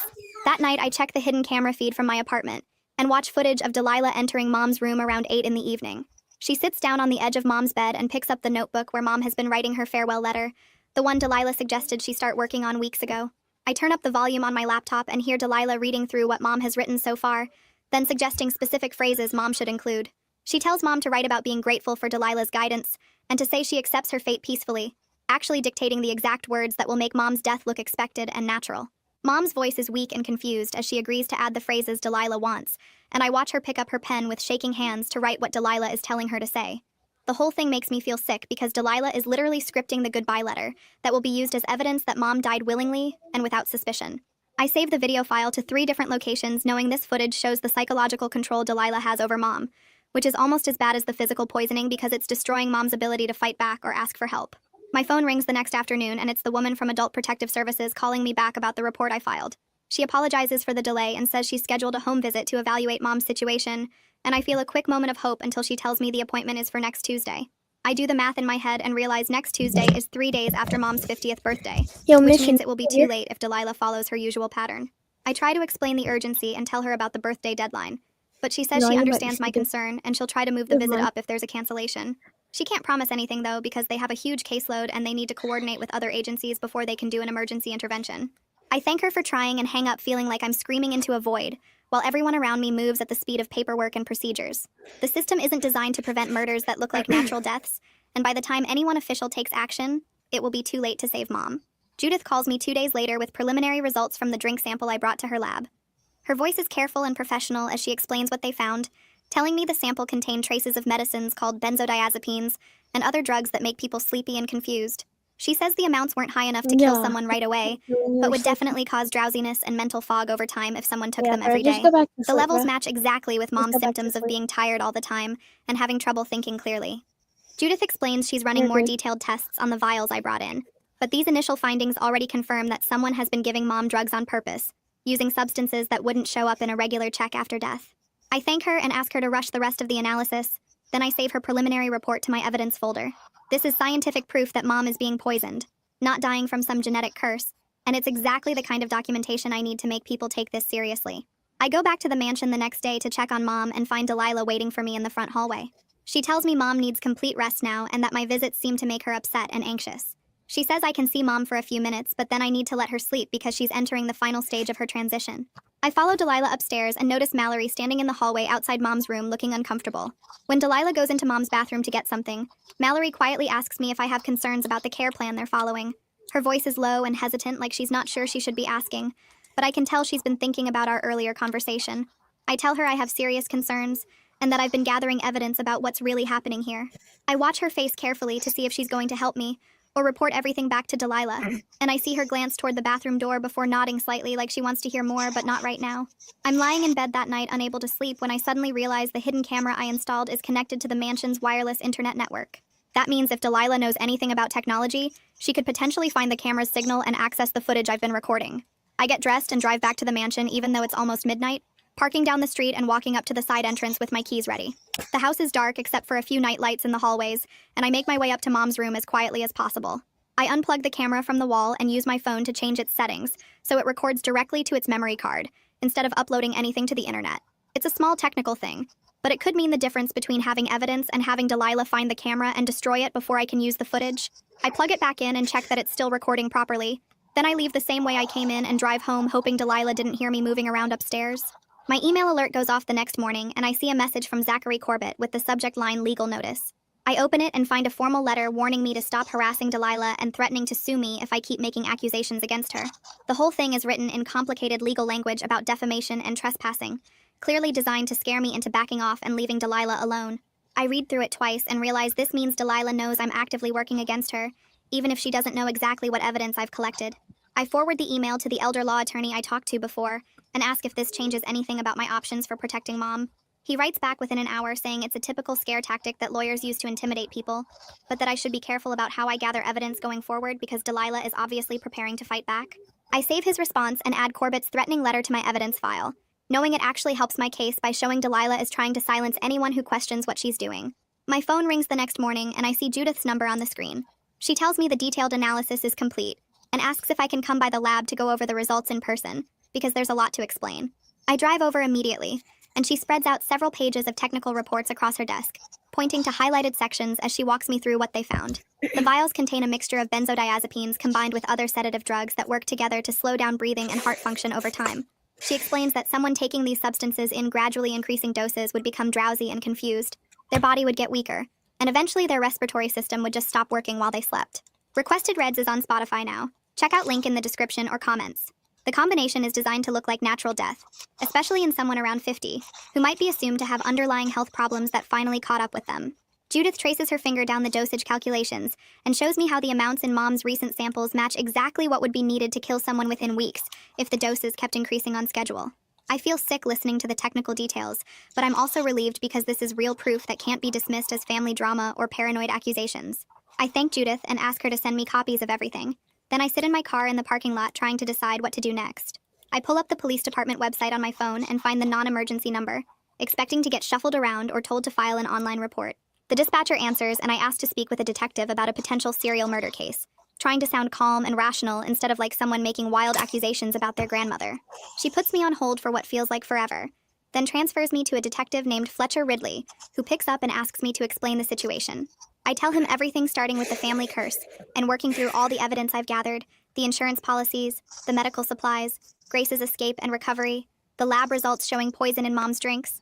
He listens without interrupting, and I keep expecting him to cut me off or tell me this sounds crazy. But instead, he asks specific questions about timeline and documentation. He wants to know exactly how many days until Mom's birthday, whether I have the original samples or just lab reports, if there's video evidence of Delilah administering the substances. I answer each question and realize he's actually taking this seriously, treating it like a real investigation instead of a family dispute. He asks if I can meet him this evening to go over all the evidence in person, and I agree immediately, giving him the address of a coffee shop near my apartment.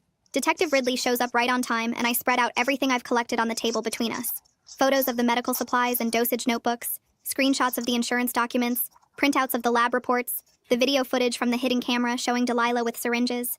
He goes through each piece carefully, asking questions about how I obtained things and whether anyone else has copies. He's honest about the challenges we're facing with this case, pointing out that most of the deaths happened years or even decades ago, that Delilah is a respected member of the community who's never been in trouble, and that some of my evidence might have problems with how it was collected. But he also says that what I've shown him is enough to justify opening an investigation, and he explains that the strongest case will require catching Delilah actually giving Mom the poison, with clear documentation of Mom's condition immediately afterward. He wants video that shows Delilah administering substances, then shows Mom becoming impaired within minutes, with timestamps that prove the sequence of events. I tell him about the hidden camera I already installed, and he nods, saying that's good, but we need better angles and backup recordings in case Delilah finds and destroys the first camera. He gives me his direct cell number and tells me to call him immediately if I see Delilah preparing to give Mom anything, especially as we get closer to her birthday. The next morning, I go to an electronics store and spend 20 minutes looking at different hidden cameras before settling on a small clock that looks completely normal. The sales guy shows me how it works, and I test it right there in the store, checking that the video quality is clear and that I can access the feed through an app on my phone. I buy it and sit in my car syncing it to my phone, making sure the timestamp displays correctly because Detective Ridley emphasized how important that detail would be. The clock needs to show the exact real time, so there's no question about when events happen. No way for Delilah's lawyers to argue that footage was edited or manipulated. I practice positioning the clock at different angles and checking how the room looks through the camera lens, wanting to make sure I can capture both the bed where Mom sleeps and the area where Delilah prepares medications. The whole setup takes almost an hour, but I need to get this right because it might be the difference between building a case that holds up in court and having everything dismissed as unreliable evidence. I visit Mom that afternoon and she looks worse than I've ever seen her.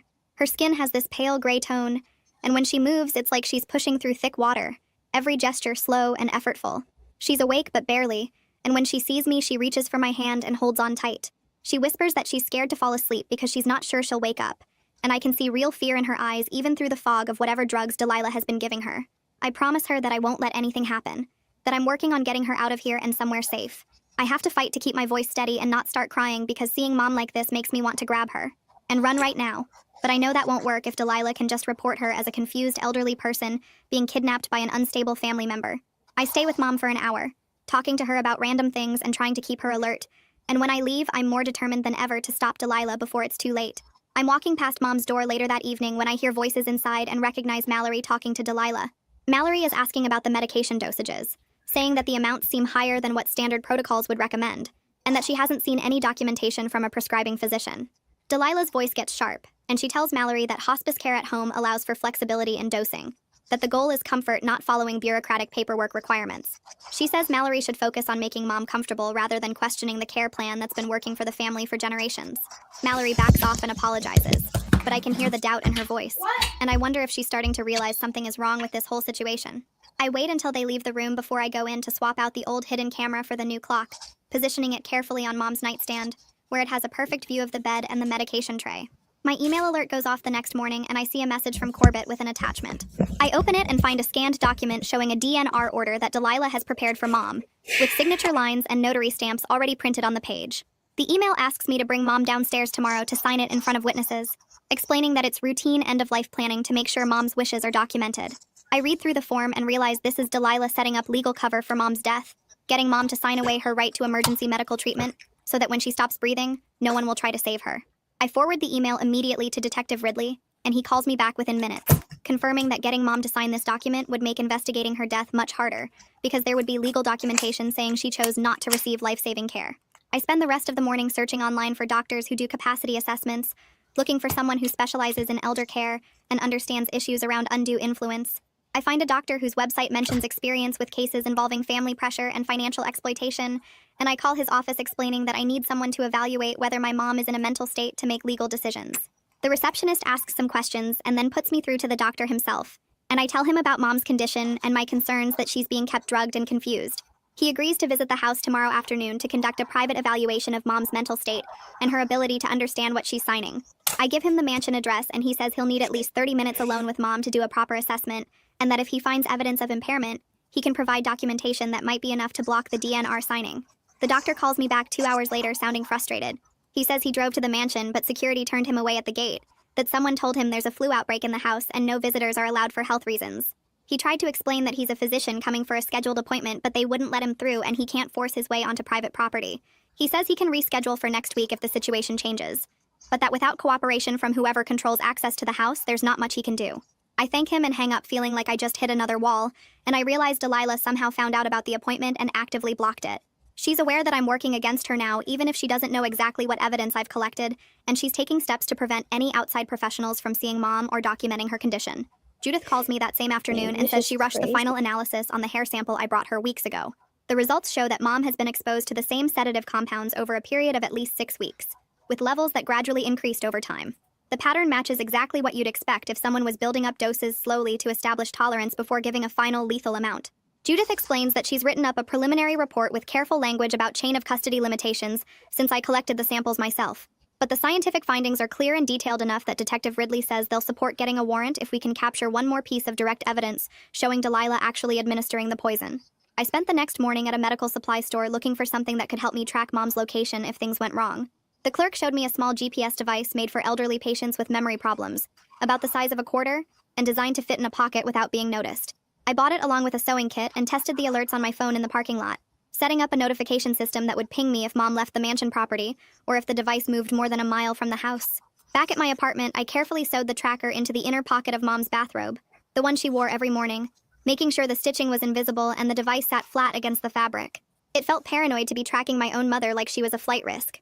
But Delilah controlled every aspect of access to the house, and I needed some way to know where Mom was if Delilah tried to move her, or if something happened that I didn't know about. I tested the geofence one more time before heading to the mansion, watching my phone light up with an alert as I drove past the property boundary. The clock camera I'd hidden on Mom's nightstand had been recording for 2 days straight, and I checked the footage every few hours from my phone, fast-forwarding through the boring parts where Mom slept, or Delilah sat reading.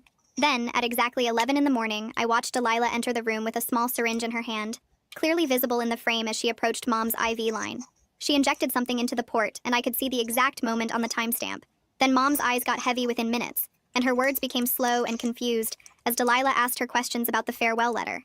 The footage was perfect. Delilah's face was clear, the syringe was obvious, and Mom's declining state was documented with timestamps that matched up exactly. I called Detective Ridley immediately while saving 3 backup copies of the video file, and he watched it remotely through a secure link I sent him. He confirmed this was exactly the direct evidence he needed to move forward with getting a warrant, that seeing Delilah actually administering something to Mom while Mom was clearly impaired afterward would be enough for a judge to take seriously. Detective Ridley called me back an hour later with specific instructions about what to do next.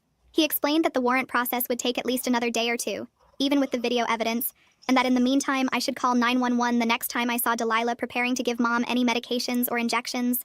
Having paramedics document Mom's condition and the presence of substances in her system in real time would create an official medical record that couldn't be dismissed as family drama or disputed later in court. He walked me through exactly what to say to the dispatcher and how to make sure the paramedics understood this was a suspected poisoning case, not just a family disagreement about end-of-life care. I programmed 911 into my phone's emergency shortcut, and spent the afternoon packing a bag with Mom's essentials in case we needed to leave the mansion quickly. I grabbed her medications, copies of her medical records, comfortable clothes, and her favorite photos, storing everything in my car trunk where it would be ready to go at a moment's notice.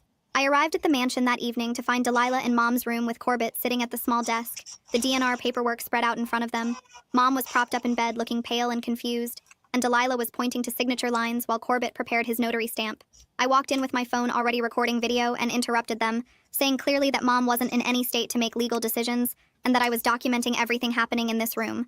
Delilah's face went cold and she told me to leave immediately, that this was none of my business and I was upsetting Mom during an important moment.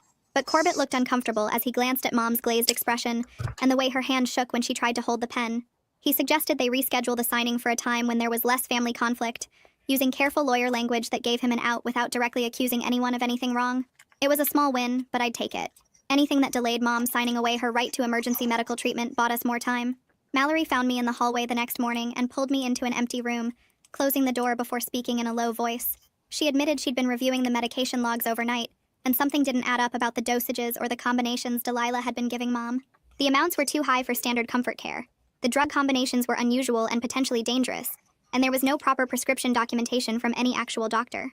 She said she could lose her nursing license for participating in this even unknowingly, and that she was seriously considering reporting it to the state medical board. I told her about Detective Ridley and the investigation that was already underway, showing her some of the evidence I'd gathered, including the video of Delilah with the syringe.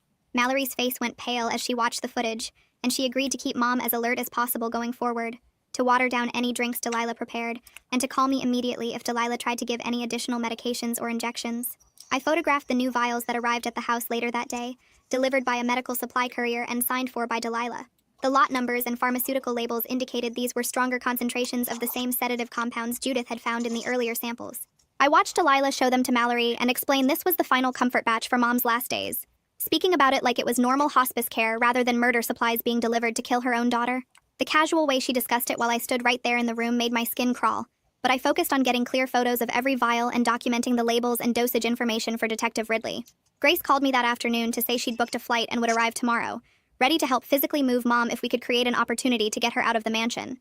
Having another family member who understood what was really happening felt like reinforcement arriving, and Grace knew the mansion layout well enough from her own time living there to help plan an actual extraction if it came to that. We spent an hour on the phone talking through different scenarios. What if Delilah called the police and accused us of kidnapping? What if Mom refused to leave because she was too scared of the curse? What if we got Mom out but then faced legal charges for interference or elder abuse ourselves? We didn't have perfect answers, but at least we were thinking through the possibilities and making backup plans for each situation. Corbett's office sent me another cease and desist letter by email that evening, this time threatening to sue me personally for defamation and interference with estate administration. The letter demanded I stop making accusations against Delilah, stop disrupting Mom's end-of-life care, and stop harassing family members, with language carefully designed to make me sound like an unstable person causing problems, rather than someone trying to prevent a murder. I forwarded the whole thing to Detective Ridley, who responded that it actually helped our case by showing Delilah was actively trying to silence me, but the legal threats still made me nervous about potential consequences. I filed for a temporary restraining order against Delilah the next morning, attaching the video evidence and lab reports to the court petition, along with a written statement detailing everything I'd discovered. The filing requested that Delilah be barred from administering any medications to Mom and from preventing Mom's contact with other family members, framing it as emergency protection from immediate harm. It was a long shot given that Delilah was Mom's primary caregiver, and we were all living in her house. But the elder law attorney I'd consulted helped me present it as a clear danger situation that required immediate court intervention. The court clerk called me back within hours to say a judge had reviewed the petition and was granting a brief hearing for tomorrow morning. She explained the judge would look at the evidence more carefully and hear from both sides before deciding whether to issue even a temporary order, but that the video footage and toxicology reports were compelling enough to warrant an emergency hearing. I spent that evening organizing my evidence into a clear timeline, printing out key documents and photos and preparing what I would say to explain the situation without sounding hysterical or making accusations I couldn't back up with proof. Mom's birthday was in 3 days, and this hearing felt like our last real chance to get legal protection in place before Delilah made her final move. That night, my phone lit up with a text from Mallory at 10:15, and when I opened it, my hands started shaking so hard I almost dropped the phone. The message said Delilah was preparing a final comfort dose for Mom tonight, the night before her 50th birthday, to help her sleep peacefully through her last day. Attached was a photo of a syringe filled with clear liquid sitting on a silver tray next to 3 small vials, all of it laid out like surgical instruments ready for use. Mallory's text continued that she couldn't be part of this anymore, that this crossed every line and that she was going to try to delay Delilah as long as possible.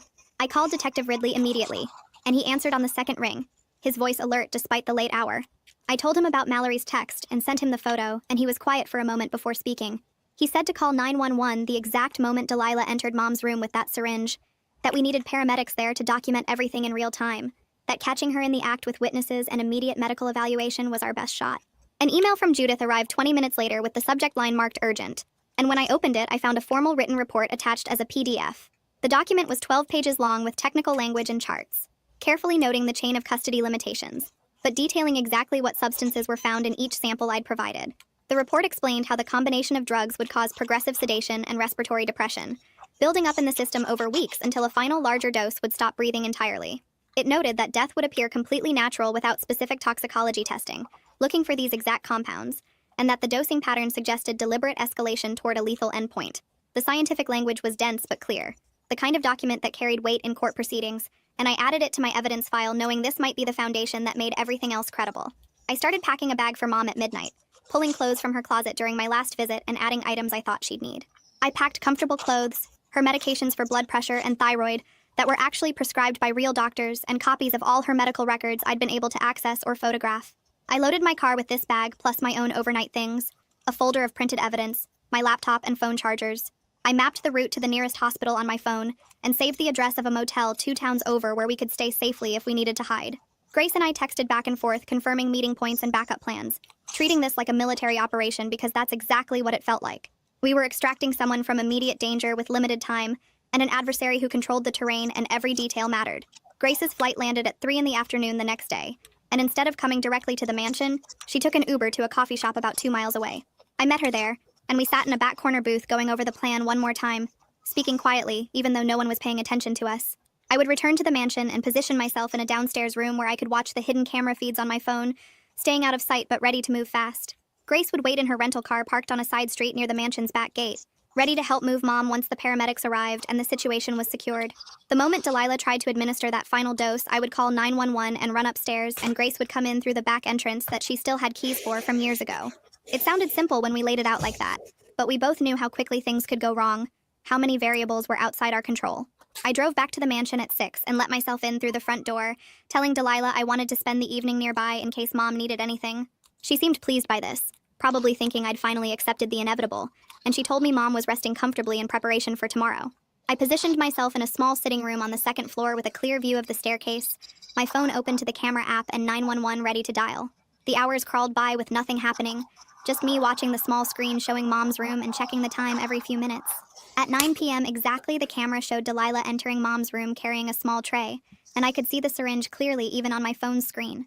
I dialed 911 while already moving toward the stairs, taking them 2 at a time as quietly as I could manage. The dispatcher answered, and I was reporting an attempted poisoning at our address, giving the specific room location, while I could hear Delilah's voice through the door telling Mom this would help her rest through the night. I burst into the room just as Delilah was reaching toward Mom's IV line with the syringe in her hand, and she froze completely when she saw me. Her face showed shock first, then her expression shifted to something cold and calculated as she realized what was happening, that I'd been watching and waiting for exactly this moment. I positioned myself between Delilah and Mom's bed, holding my phone up to record everything while the 911 dispatcher was still on the line asking questions. Delilah started backing toward the door while saying this was all a misunderstanding, that I was hysterical and didn't understand end-of-life care, that Mom had consented to comfort measures. Grace appeared in the doorway right then, slightly out of breath from running in through the back entrance, and her presence seemed to shake Delilah's composure even more. Mallory came running up the stairs from the first floor where she'd been waiting, and when she saw the syringe still in Delilah's hand and Mom's drowsy, confused state, she moved to the medication tray and gathered up all the vials. Mallory said these needed to be tested and documented properly, that she was securing them as evidence, and she held the vials against her chest like she was protecting something precious. The paramedics arrived within 8 minutes according to the timestamp on my phone recording, their radios crackling as they came up the stairs with equipment bags. Mallory handed over the vials immediately and started explaining Mom's symptoms and the medication schedule she'd been documenting, her voice professional despite obvious stress. She detailed the doses and timing and substances, noting that nothing matched standard hospice protocols and that there were no proper prescriptions. The paramedics assessed Mom and checked her vital signs, noting her altered mental state and the concerning medication history Mallory described. They determined she needed immediate hospital evaluation given the substances involved and her condition, and they started preparing her for transport. Mom was confused and kept asking what was happening, and I held her hand while they loaded her onto the stretcher, telling her she was going somewhere safe. I climbed into the ambulance with Mom while Grace stayed behind at the mansion. Her job now to make sure Delilah didn't destroy any evidence, and to let Detective Ridley into the house when he arrived. Detective Ridley met us at the hospital emergency entrance 40 minutes later, and I watched through the ambulance bay doors as he took possession of the vials and syringes that Mallory had secured. He photographed everything with his phone and a professional camera, documenting the chain of custody and labeling each item carefully. He told me he was heading back to the mansion to question Delilah, but that he wasn't arresting her yet, that he wanted to wait for the hospital toxicology results, and to execute a proper search warrant with everything documented correctly. I asked if she could just leave, and he said he'd made it very clear she was under investigation and shouldn't leave town, that trying to flee would only make things worse for her. The emergency room staff moved fast once we were inside, taking Mom to a treatment bay and starting blood draws immediately. They ran a full toxicology screen that would test for everything, not just common drugs, but the specific sedatives and compounds that Judith's report had identified. The ER doctor examined Mom and documented her confused state, her vital signs that showed respiratory depression, and the concerning medication history that Mallory had provided. She ordered intravenous fluids and monitoring, creating an official medical record that supported everything I'd been claiming for weeks. The test results came back 2 hours later, showing multiple sedatives in Mom's system at levels that were way too high for any legitimate medical treatment, exactly matching the substances from Judith's report. Mom was admitted for observation and treatment, moved to a regular hospital room with monitoring equipment and nurses checking on her every hour. For the first time in weeks, she was in a place where Delilah couldn't access her, where every medication was prescribed by real doctors and documented in official records. The restraining order hearing happened by video call from the hospital the next morning, with me appearing on a laptop the social worker brought to Mom's room. I presented all the evidence I'd gathered over the past weeks, playing the video clips and sharing the lab reports and hospital documentation. The judge reviewed everything carefully, asking questions about the timeline and the medical findings, clearly taking the situation seriously. She granted a temporary order barring Delilah from any contact with Mom and from entering the hospital or coming within 500 feet of Mom's room, the legal protection we desperately needed. It wasn't a criminal conviction, but it was official court recognition that Mom was in danger, and I could see the relief on Mom's face even through her continued confusion from the drugs still clearing her system. The next morning, Corbett's office called Detective Ridley and said they were withdrawing from representing Delilah. The paralegal who called explained that Corbett's firm takes elder abuse very seriously, and they had no knowledge of any criminal activity. She said they would provide copies of all estate documents and insurance policies to help with the investigation. Detective Ridley called me right after to say this was a big break because now he could access decades of financial records without fighting legal battles. He explained that Corbett was probably trying to protect himself and his firm from being connected to Delilah's crimes. The cooperation meant Ridley could trace every insurance payout and show the full pattern of how Delilah had been collecting money after each family death. I felt relieved that at least one person who had been helping Delilah was now backing away and giving us what we needed. 2 days later, Adult Protective Services finally showed up to do their investigation. The investigator was a woman in her 50s who interviewed me first, then Grace, then Mallory, and finally the hospital staff who had been treating Mom. She took detailed notes and reviewed all the evidence I had gathered over the past weeks. She looked through the photos of the medical supplies, the lab reports, the hospital documentation, and the videos from the hidden cameras. After spending most of the day collecting information, she told me she was opening a formal case. She said the pattern of deaths in the family combined with the financial benefit Delilah received from each one was extremely concerning. Crazy story, guys. She explained that APS would work with law enforcement to investigate whether other family members who died might have been victims of the same scheme. The investigator was professional and thorough, but I could see the shock on her face when she realized how many people had died and how long this had been going on. The same afternoon, Mallory met with Detective Ridley at the police station to give a written statement. She brought all the medication logs she had kept during her time working for Delilah. The statement detailed every unusual dosing instruction, and every time Delilah had pressured her to keep quiet about problems with the documentation. Mallory admitted in the statement that she should have reported her concerns earlier, but that Delilah was scary to work for and she needed the job. She explained how the medication combinations were wrong and how the amounts were way too high for legitimate comfort care. Her statement matched everything I had been saying and added professional medical context that made the case much stronger. Ridley told me later that having a healthcare worker confirm the medication problems was huge for building the case. I knew that coming forward might cost Mallory her nursing career, but she did it anyway because it was the right thing to do. 3 days after Mom's birthday, Judith called with her final complete toxicology report. The report listed every substance found in all the samples I had collected and explained exactly how they worked together. She described how the specific combination would slowly stop someone from breathing normally and make their heart work less and less over time. The report said this particular mix of drugs would cause death that looked completely natural, unless someone specifically tested for these exact substances. It explained how someone would just seem to fall asleep and not wake up, which was exactly what had happened to every family member at 50. Judith had included scientific references and medical studies to back up her findings. Detective Ridley called me after receiving the report and said this was the scientific proof that turned family accusations into documented evidence of an actual murder method. He said the prosecutor now had everything needed to show that Delilah had been using a specific technique to kill people while making it look like natural death. The search warrant was executed on the mansion 3 days after Mom turned 50. Detective Ridley showed up early in the morning with a team of people from the police department and the crime lab. They had a judge's order to search the entire house and collect any evidence related to the deaths. I watched from my car parked down the street as they carried out boxes and boxes of stuff. They photographed everything in place before moving it. They took all the medical supplies from the transition suite and Mom's room. They collected the notebooks with dosage schedules that went back years and years. They found the medical textbooks with highlighted parts about poisons that don't show up in normal tests. They took files on every family member who had died with notes about their health and medication schedules. They even collected all the farewell letters that Delilah had kept like trophies. The search took most of the day, and by the time they were done, they had filled a police van with evidence. Delilah was arrested right there at the mansion and charged with attempted murder for what she tried to do to Mom. The detective told me the prosecutor was already looking at additional charges as they investigated all the historical deaths. Watching Delilah get put in handcuffs and taken away felt unreal after weeks of her being in complete control of everything. 2 days later, Delilah made bail. She used money from the estate to post bond and hired a whole team of expensive criminal defense lawyers. The local news picked up the story, but they only had basic information about an investigation into suspicious deaths in a prominent family. Extended family members I barely knew started calling and texting to ask what was happening. Some of them insisted Delilah would never hurt anyone, and said I was making things up because I wanted Mom's inheritance. Others admitted they had always thought the curse story was weird, and that something felt wrong about how everyone died. The family split into 2 groups, arguing on social media and in phone calls and text messages. People who believed Delilah was innocent started attacking me online and saying I was an ungrateful granddaughter trying to destroy a respected woman. People who believed me shared their own suspicions about family deaths they had witnessed. What should have been a clear case of justice turned into messy family drama playing out where everyone could see it. I stopped reading the messages and comments because they were making everything worse. Over the next week, Mom's condition got better as the drugs finally cleared out of her system. The hospital set her up with a doctor who works with older people who have been manipulated and abused. The psychiatrist spent hours talking with Mom about what Delilah had done to her over the past year. She explained that Mom had been given drugs that messed up her thinking and made it impossible for her to understand what was really happening. The psychiatrist said Delilah had used a mix of chemicals that affected Mom's brain and psychological pressure that made fighting back feel impossible. Mom cried when she realized how close she came to dying, and how completely Delilah had controlled what she thought and felt. She kept saying she couldn't believe her own mother had been planning to kill her for money. I sat with Mom through the worst moments when the grief and anger hit her hardest. The psychiatrist said it would take a long time for Mom to process everything, but that she was strong and would recover. The hospital social worker met with us to plan for Mom leaving the hospital. She made it very clear that Mom could not go back to the mansion while Delilah had any access to it. We talked about different options for where Mom could stay and how to keep her safe long term. The social worker brought up the possibility of selling Mom's share of the estate to pay for her own place to live.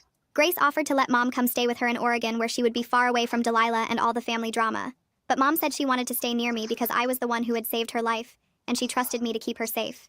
We started looking at rental houses in town that had good security systems and no connection to Delilah or the family. The social worker helped us make a safety plan that included keeping the GPS tracker active and having regular check-ins with people who knew the situation. She also connected us with resources for victims of elder abuse and gave us information about support groups. Right in the middle of planning everything, Corbett sent an email saying the estate accounts were being frozen. The prosecutor was going after the money because it came from insurance fraud. This meant Mom couldn't access her inheritance to pay for a place to live or her medical bills. All the money that should have been hers was locked up in the legal case. We suddenly had no way to pay for anything. I maxed out my credit cards to cover the first month's rent on a small house we found and to pay the medical bills that insurance didn't cover. The house was tiny compared to the mansion, but it had good locks and a security system and was in a neighborhood where nobody knew our family. I knew we would figure out the money problems later, but right now keeping Mom safe had to come first. Grace sent some money to help and said she would keep helping as long as we needed it. The financial stress added another layer of worry on top of everything else we were dealing with.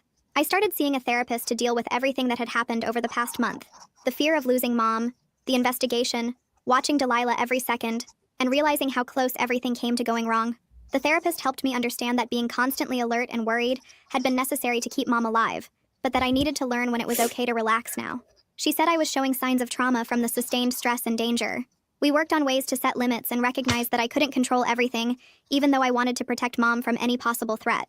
The therapist taught me breathing exercises for when the panic hit, and ways to tell the difference between real danger and my brain being stuck in high alert mode. I practiced noticing when I was being reasonably careful, versus when I was being so worried that it was making things harder. She reminded me that Mom was safe now, and that I had done everything right to save her, but that I also needed to take care of myself so I could keep helping Mom through her recovery. We found a small rental house 3 weeks after Mom left the hospital, and I spent 2 days installing deadbolts on every door and window locks that actually worked. The security company came out and set up cameras covering all the entrances, and I tested the GPS tracker in Mom's phone to make sure the geofence alerts were working properly. Grace flew in to help us move Mom's stuff from storage, and we set up her bedroom on the first floor so she wouldn't have to climb stairs while she was still getting her strength back. Mom was shaky those first few days, jumping at every sound and checking the locks multiple times before bed, but I noticed her hands were steadier when she made coffee in the mornings, and she started asking about going back to her book club. Grace came to visit every 3 weeks, and we set up a group chat where we checked in every morning with a simple thumbs up emoji, just to confirm everyone was okay. The prosecutor called twice to update us on the case against Delilah, and said they were building charges related to multiple deaths, but that it would take months to go through all the evidence. 2 months after Mom's 50th birthday, we sat together at the kitchen table in our safe little house eating takeout, and Mom reached across to squeeze my hand. She said she was ready to actually start living now instead of just surviving.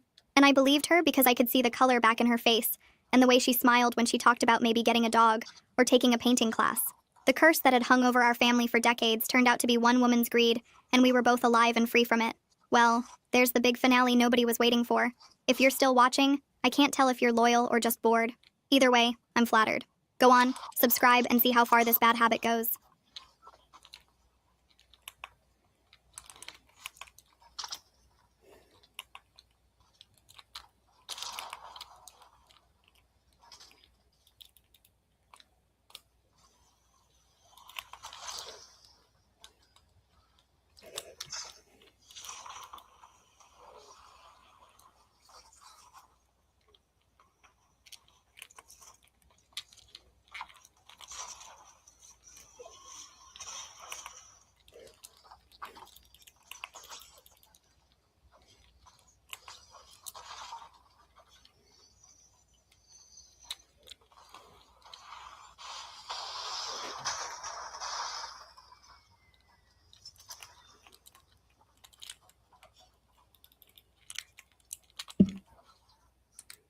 Dang, bro, that was a crazy story, but I'm gonna end stream and start a new one.